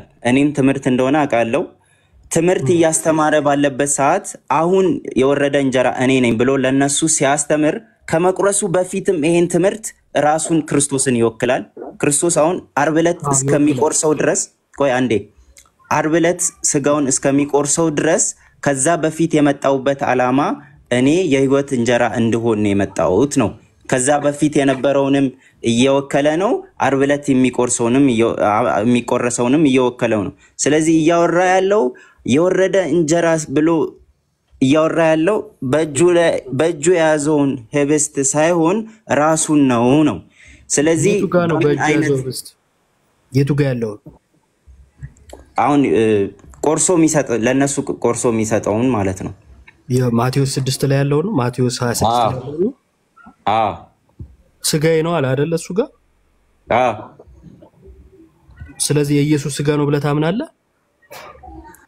ቆይ አይ እሱን ቅድም ስላወራን እንሂድ። አሁን ሐሳቡን ግልጽ እያደረግን እንሂድ። አንዴ ባጭሩ ሰው ስጋው ነው ብለህ ታምናለህ አታምንም የሚለው ብቻ ነገረኝ ነው። ወደ ዮሐንስ 6 መልሳለሁ። ለዛ እኮ ነው ኢዮባ እየመጣው ያለውት። ወደ ታች አንዴ ዘለን እንውረድ። ወዴ ነው 56 ዮሐንስ ማቴዎስ 26 ላይ ስጋው ነው ያለውን ትቀበላለህ ወይስ አትቀበልም? አንዴ ንገረኝ። ቅድም እኮ አውርተናል ኢዮባ ይሄን ፓርት። አልሰማሁም ነው ትላለህ ወይስ አትልም? አይ እኔ ሊትራል ነው ብዬ አላምንም ብያለሁ እኮ ቅድም አውርተናል። እሱም ሊትራል ማለት ምን ማለት ነው? የሚሰጠው ለሚቆረሰው ስጋና ለሚፈሰው ደም መታሰቢያ እንደሆነ አድርጎ ነው ያቀረበው ብዬ አምናለሁ ብዬ ተናገርኩ። የቱ ጋር ነው ለሚቆረሰው ስጋ መታሰቢያ የሚለው? ስለዚህ አሁን አለ የሚል መታሰቢያ ያድርጉት የሚል አለ። ለሚቆረሰው ስጋ መታሰቢያ የሚል ነው የጠየቁ። ስጋውን ነው እሱ ጋር ሉቃስ ወንጌል ላይ ስጋውን ይህ ስጋዬ ነው ካለ በኋላ ይህንን ለመታሰቢያ ያድርጉት ይላል። ስለዚህ ለመታሰቢያ የተባለው እዛ ጋር ስጋው ነው። አሁን አንተ እያልከኝ ያለው ግን ለስጋው መታሰቢያ ነው አይደለ? አዎ ለስጋው መታሰቢያ። አዎ እሱን ስጠኛ እንደዛ የሚል ማለት ሊትራሊ እንደዛ የሚል ሊትራሊ የሚለው አንተ እንደዛ የሚልማ የለም እኮ ኤግዛክት ወርድ እንትን ነው የሚሆነው። እሱማ ሐሳቡ ካለ አንታሽ አዎ እንደዛ አሁን እያወራን እንዳይበላሽ እዮባ በማለት ነገር እንዳይበላሽ ሐሳቡን ንገረኝ። አዎ ሐሳቡ ይሄን ሐሳብ ያመጣውበት እኔ አሁን የወረደ እንጀራ ብሎ ሲል ወደ ታች ሲወርድ አሁን ቁጥር 54 ላይ ኢትዮ አሁን አደበላለከው አንተ ራሱ አሁን እንትን ይሆነብ ለመረዳት እየተቸገርክ ያለው ታደበላልቀዋለህ። አልተደበላለቀም እኮ ዮባ አስቀድሞ ማመን ያለብህ ይሄ አሁን የወረደ የሚለው ምንም ጥያቄ የሚጭር ነገር አይደለም። ዮሐዴ ቅድም ሲያብራራ እኔ መልሼ ስነግርህ አዎ እሱማ ገብቶኛል አልክ አይደል? በቃ አለቀ። እሱ ከገባ አሁን ስጋው ነው የሚለው መቀበል አለብህ። አንድ ሉቃስ ወንጌልን እናምነው አንድ ያውጣው ሉቃስ ወንጌል እዛው መታሰቢያ የሚለው እዛው ጋር ስላለ አየዘና እንደ ተረርተ ነው እንድናልፍ ማለት ነው። ሉቃስ ላይ ነው ያለው አንቺ ሉቃስ ያው ቴንክ ዩ። እሺ 19 እና እንደ እናንበበው ቁጥር 19 እንጀራን አንስቶ አመሰገነ ቆርሶም ሰጣቸውና ስለናንተ የሚሰጠው ስጋዬ ይህ ነው ይህን ለመታሰቢያ ያድርጉት አለ። እሺ ያነሳው ምንድነው? ኢትዮ ያነሳው ምንድነው? ምን አነሳ ነው የሚለው? እንጀራም አነሳ ቆርሶም ሰጣቸውና ምን አላቸው? ስለናንተ የሚሰጠው ምን ያለ ስጋዬ። ታምናለህ? እሺ እዚህ ጋር ለኔ ደግሞ ጥያቄ አለኝ። አይ መጀመሪያ ታምናለህ? አይ አንዳንድ እሱን እኮ ቅድም ስላወራን ጥያቄን ጥያቄ ይመልሳል በሚለው ነው አወራን በሚል እኮ ማለት ነው።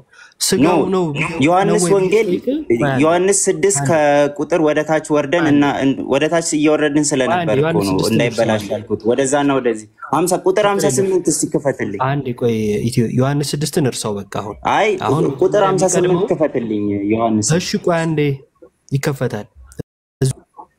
ይሄ ስጋው ነው አይደለም የሚለውን ካልተማመንን ምን እንድናወራ ነው የምፈልገው? ቆይ ትላለህ ግን እንደዛ የሚሆን አይመስለኝም። ከቅድም ጀምሮ የተብራራው ይሄ ነበር እና በዛ ላይ ደግሞ መታሰቢያ የሚለውን ቃል ያመጣው ከሉቃስ ነው እንጂ ከዮሐንስ አይደለም አይደል?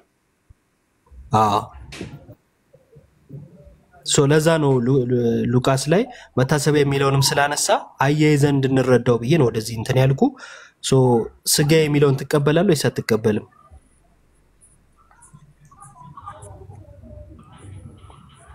ቃል በቃል እኮ ቁጭ ያለ ነው። ለምን እንደምታወሳስበው አልገባኝም። እኔ ነኝ አወሳሳቢው። አንድ ቦታ ጠቅሼ አንተ 10 ቦታ ጠቅሰ ኖ እኔ 10 ቦታ አልጠቀስኩም እኮ ዮሐንስ 6 ከቁጥር 48 ላይ ያለውን ክፍል አንስተን ከዛ ውስጥ ጥያቄ አለኝ እሱን እየጠየቅን ዮሐዴም እያስረዳው ነበር። ወደ ሌላ ቦታ አልሄድኩም። እሺ ዮሐንስ ላይ ትጠይቀኛለህ። አሁን የሉቃሱን እየጠየቅኩ ነበር። አየህ እሱን እኮ ቅድም አውርተናል። እኔ ሊትራል በጣም ከትልቅ ይቅርታ ጋር ከዚህ በኋላ አውርተናል የምትለኝ ከሆነ ማለት ነው እታች ነው ማወርድ። ትቀበላለህ ወይስ አትቀበልም? አውርተናል የምትልበትን ሰዓት እኮ እቀበላለሁ ወይ አልቀበልም ማለት ትችላለህ። ቅድም ብለህ ጨረስከው። እሺ አሁን ቀለል አድርጌ ልመልስልህ። እሺ ጥያቄው አሁን እሱ ክርስቶስ ያቀረበው እዛ ላይ ቆርሶ ሲሰጣቸው ያለው ስጋ የክርስቶስ ስጋ ነው አይደለም ነው አይደል? ጥያቄ ራስ ሼፕ አረከው። ግን እኔ ጠየቅኩ ቃል በቃል ስለናንተ የሚሰጠው ስጋዬ ይህ ነው ይላል። ስጋው ነው ብለህ ትቀበላለህ ወይ ነው? ምኑን ነው? ክርስቶስን ነው ወይስ ህብስቱን ነው ያነሳው? ህብስት እንደነበረና ከዛን ግን ይህ ስጋዬ ነው እንዳለ ተማመንን አይደል? ጽሁፉ ላይ ይህ ስጋዬ ነው ሲል ክርስቶስ አንስቶ ያ ስጋዬ ያለውን ስጋው ነው ብለህ ትቀበላለህ ወይ? ህብስቱን ስጋው ነው ብዬ አልቀበልም ብያለሁ እኮ ዮባ። እሺ ያነሳው ህብስት ነው። ከዛ እንጀራን አነሳ። ከዛን ምን አለ? አመሰገነ፣ ቆርሶም ሰጣቸውና ምን አለ? ስለናንተ የሚሰጠው ስጋዬ ነው አለ አይደል? ተሳስቷል ማለት ነው? ኖ ተሳስቷል እያልኩ አይደለም እኮ ዮባ። እሺ መረዳታችን አሁን ያንተ መረዳትና የኔ መረዳት ቅድም አሁን መረዳት ምናምን በሚለው አባቶች ጋር ይሄን ነው። በዛ ምክንያት ነው ቅድም ይሄ ነገር ይቅርታውን ቅድም ተነስቷል ስል አሁን ለዛ ነው ቅድም ይሄ ነገር ወደ ሌላ አቅጣጫ የሄደው በዛ መንገድ ነው። አሁን እኔ ቃል በቃል ቢልም አልቀበለውም ነው ባጭሩ አይደለ? ኖ እንዴት አልቀበለውም ቃል በቃል ማለት? አሁን እኮ እኔ እያነሳው ያለሁት እዚህ ክፍል ላይ ያለውን ከዛኛው ክፍል ጋር እናስታርቅ ነው ኢዮባ። እሺ እናስታርቅ። የተጣላው ነው መጀመሪያ ያሳይ። መጀመሪያ የተጣላውን አሳይ። የተጣላው የለም እኮ ተጣልቷል እያልኩ አይደለም እዚህ ጋር። እና ካልተጣላ ለምን እንደምታስታርቃቸው? ተጣልቷል ማለት የተለያየ ሐሳብ ነው እያልኩ አይደለም እኮ ማለት እንየው ነው። የተለያየ ሐሳብ ካልሆነ ለምንድን ነው አንድ ለማድረግ የምትጠራው? ኖ አንድ ላይ አስተካክለን እንየው ነው። መስጨረስኩኝ እኔ ጥያቄን እኮ ገና አልጨረስኩም። አንድ መስመር ላይ ብዙ ነገር ገባ በመሃልና አንድ ሰው ይዞኝ ወይ ቢያወራኝ ችግር የለውም። ጠይቅ። እሺ ስለዚህ ክርስቶስ እዚህ ክፍል ላይ ዮሐንስ 6:48 ወደ ታች ባለው ክፍል ውስጥ አሁን እያወራን ያለነው አሁን ከሰማይ የወረደው እንጀራ ይሄ ነው ብሎ ሲያቀርብ እኔ እያልኩ ያለሁት ከሰማይ የወረደ ያው እንጀራ ጥያቄ ብቻ አቅርብ። ምንም አትበል አንተ እኮ ጥያቄ ልጠይቅ እኮ ነው። እንዴት ማለት ጥያቄ እንደዚህ ቁጭ እኮ አላረግም። አንብቤ ከዚህ ውስጥ ነው የምንጠይቀው። አይ ቁጭ አድርገው ጥያቄ ፕላስ ደግሞ ቅድም የተመለሰ ከሆነ ኢዮባ እንደዚህ አሁን የምጠይቀው ቆይ ቅድም የመለስነውን ከሆነ አሁን የምጠይቀው ተመልሷል ብዬ ነው ማልፈ ቀጥላው የተመለሰ ጥያቄ ምደግም ከሆነ ተመልሷል ብዬ ነው ማሳልፈው ማለት የተጠየቀ ማለት ቅድም ጠይቀ የመለስነውን ከሆነ ደግመ የምጠይቀው ስለመለስነው አልፈዋለሁ እና ማብራሪያውን ተተ ጥያቄውን ብቻ አስቀምጥ። እኔማ ተመልሶልኛል አላልኩም እኮ አንስተን በዛ ወይ ሊድ ተደርጎ ወደ ሌላ ርዕስ ነው መንገዱ የሄደው። እዚህ ላይ አልቀረንም። ይሄን ሐሳብ ይሄን ክፍልና ማቴዎስ ላይ ያለውን አንስተን ቴዎስሪ ኢዮብ ሊል የፈለገው ጠይቀሃል 48 ጀምሮ ተመልሶልሃል። አንተ ከ48 ጀምሮ እንደ አዲስ አንብበህ የሆነ ኮንክሉዥን ሰርተህ ጥያቄ ብትጠይቅ ዮሐድ መልሶልሃል ብዬ ነው ማርፈው። ስለዚህ አትድከም። ሐሳብ ያለበት ቦታ ላይ ሂድና ጥያቄ ያለበት ቦታ ላይ እሱ ላይ ጥያቄ ጠይቅ ነው የሚልህ። ቀላል ነው። ኤኒዌይስ ሻይ ቀላል እኮ ነው እንደዚሁ ስንወስደው ቀላል ነው። ቀላል ከሆነ ጥያቄን ጠይቅ በቃ። ቀላል ነው አይደለ? ቀላል ነው ብለሃል። ጥያቄ ማለት ምንም ቀላል እኮ አይደለም ማለት እሱ እያለ ያለው በቃ ጥያቄ ጠይቅ ነው። እኔ ካልሆነ ከባድ ነው።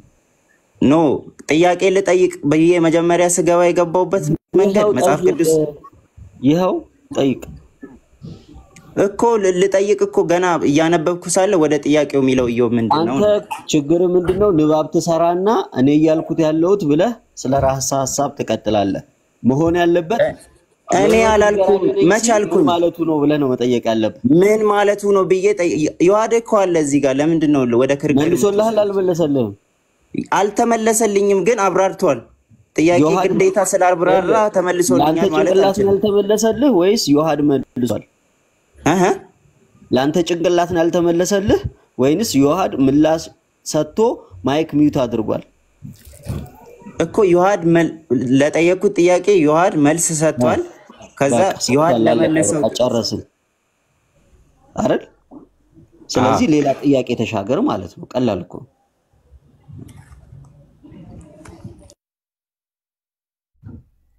ኢትዮ ወይ አሁን አንተ ጋር ምን እንደምናይ ታውቃለህ? ቃሉን ለመቀበል ራሱ በጣም ፈቃደኛ እንዳልሆንክ ነው የሚታየውና የተጻፈውን አልቀበልም ምትል ከሆነ አሁን አንተ እንዴት ነው ለመረዳት ራስ አሁን እኛም እናብራራለንና እኛም እናስረዳን እንዴት ትቀበላለህ ክርስቶስን ሳትቀበል ራሱ ከባድ እኮ ነው አይደል? እሺ አሁን እንትኑን እንተውና ማለት አንተ አብራርተህልኛል። ከዛ ያብራራበት መንገድ እኔ ከእንትኑ ያነሳሁትን ከዛ አንተ ክርስቶስ የተናገረውን ትቀበላለህ አትቀበልም? እሺ አሁን ወደ ሁለተኛ ጥያቄ ልጠይቅና ልውረድና አይ ነው መጀመሪያ ጥያቄ ከማቅረብ በፊት ክርስቶስ የተናገረውን ንግግር መቀበል ማችል ከሆነ እኔን ልትቀበለኝ አችል። እኔ አልቀበልም መቻልኩኝ አልቀበልም አላልኩኝም እኮ እኔ እቀበላለሁ። የክርስቶስን ትቀበላለህ? ክርስቶስ ያለውን ትቀበላለህ አንተ? እንዴት አልቀበልም ክርስቶስ ያለው? ያው እንዴት እንደማትቀበል አሁን ላሳይ ነው። ማቴዎስ 26 አንዴ ክፈተው አንትሽ። ክርስቶስ ራሱ የተናገረውን አይ እኔ እንደዛ ሳይሆን እያልክ የክርስቶስን ቃል ለመጠምዘዝ በራስ መረዳት አክቹአሊ አባቶች ላይ በራስ መረዳት እመዝናለሁ አልክ። አሁን ደግሞ መጽሐፉን ጭምር ክርስቶስ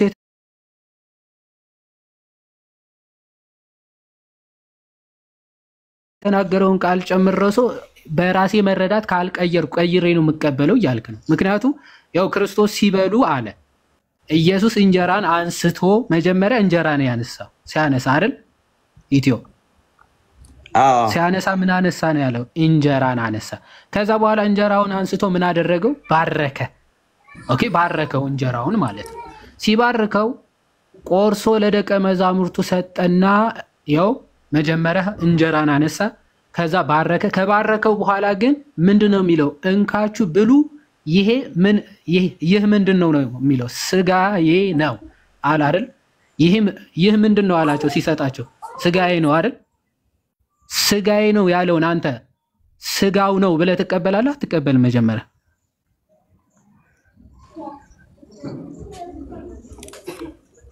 ኢትዮ ይሄን ጥያቄ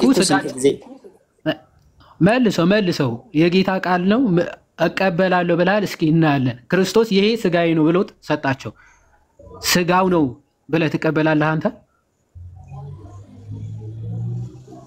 ይሄን ጥያቄ እኮ መለስኩኝ እኮ ይዋድ ብዙ ጊዜ መለስኩ። ይሄን ጥያቄ መለስኩ አትበል። ከቅድም ጀምሮ ኢዮባም ይሄ እኮ ቅድም አውርተናል፣ ይሄ እኮ ቅድም መልሻለሁ አትበል። መልሰው እንደዛ የምትልበትን ሰዓት ማለት ነው ወይ እቀበላለሁ ወይ አልቀበልም ብትል አለቀ፣ ፔሪድ። ወደ ሌላ እናልፋለን። ስለዚህ ቅድም መልሻለሁ እንዳትል እሺ። ክርስቶስ የተናገረው እንካችሁ ለሐዋርያት ሲሰጣቸው ብሉ ይህ ስጋዬ ነው አለ። አንተ ስጋዬ ነው ብሎ የሰጣቸው ለሐዋርያት አዎ ስጋው ነው ብለህ ትቀበላለህ ወይ ነው ጥያቄ። ህብስቱን ስጋው ብዬ አልቀበልም። ራሱ ሲያቀርብን አሁን የክርስቶስ ስጋዬ ነው እያለ ስጋህ ነው ብዬ አልቀበልም አልክ። አንተ አሁን የክርስቶስ ተቃዋሚ መንፈስ አይደለህም ወይስ ነህ? አይደለሁም። በምን እንደዛ ልትፈርጀኝ ትችላለህ? ነኝ በል እንጂ ስጋዬ ነው ሲል አንተ ስጋህ አይደለም አልከው እኮ። ከክርስቶስ ጋር ስጋዬ ነው አበላል አላለም? እሺ አሁን ይሄ ስጋዬ ነው እያለ አንተ ስጋህ አይደለም አልክ። የክርስቶስ ተቃዋሚ አይደለም አንተ። አሁን ለዚህ ጥያቄ አንተ የሚያስፈልግህ ማለት ነው አንተ የሚያስፈልግህ ክርስቶስን መቀበል ነው። ክርስቶስን ተቀበል። አሁን ክርስቶስን ሳትቀበል አሁን የኛ ማብራሪያ አብራሩልኝ ብትል ጥያቄ አለኝ ብትል እንዴት ልትቀበልን ትችላለህ? ሲጀመር ክርስቶስን ክድኸዋል እኮ። ክርስቶስ እንዲህ ሲልህ ባይዘወይ አይሁዶችም እንደዚህ ነው ቃል በቃል እንዲህ አድርጉ ብሎ ስላልተቀበሉት ነው ባይዘወይ የሸሹት ማለት ነው። እና ዮሐንስ 1:12 ላይ ለተቀበሉት ሲል ትምህርቱንም ጭምር ለሚቀበሉት ነው የእግዚአብሔር ልጆች የሆኑ ዘንድ ስልጣንን ሰጣቸው የሚለው። ስለዚህ ትምህርቱን ሳትቀበል ክርስቶስን ሳትቀበል እኔ ክርስቲያን ነኝ ብትል እንዴ ምን ጉድ ነው? አይ ቲንክ ስታካረገን ከዛም በኋላ አንተም መጥቶ ጌታን ተቀበል ይልሃል ማለት ነው። ይዋደ በጣም ያሳዝናል ብቻ ጌታን ተቀበል። አይገርምም? እዛ እኮ ነው ደስ የሚለው የነሱ ማለት ነው። ያልተቀበሉትን ጌታ ተቀበል ምናምን ብለው ይናገራሉ።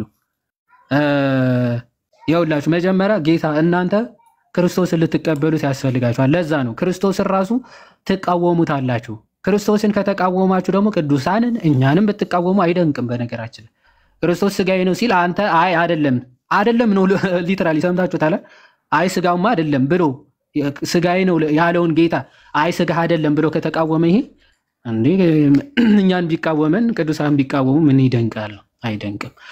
ያ ከዚህ አንጻር ነው። አይ ቲንክ ይበቃል መሰለኝ።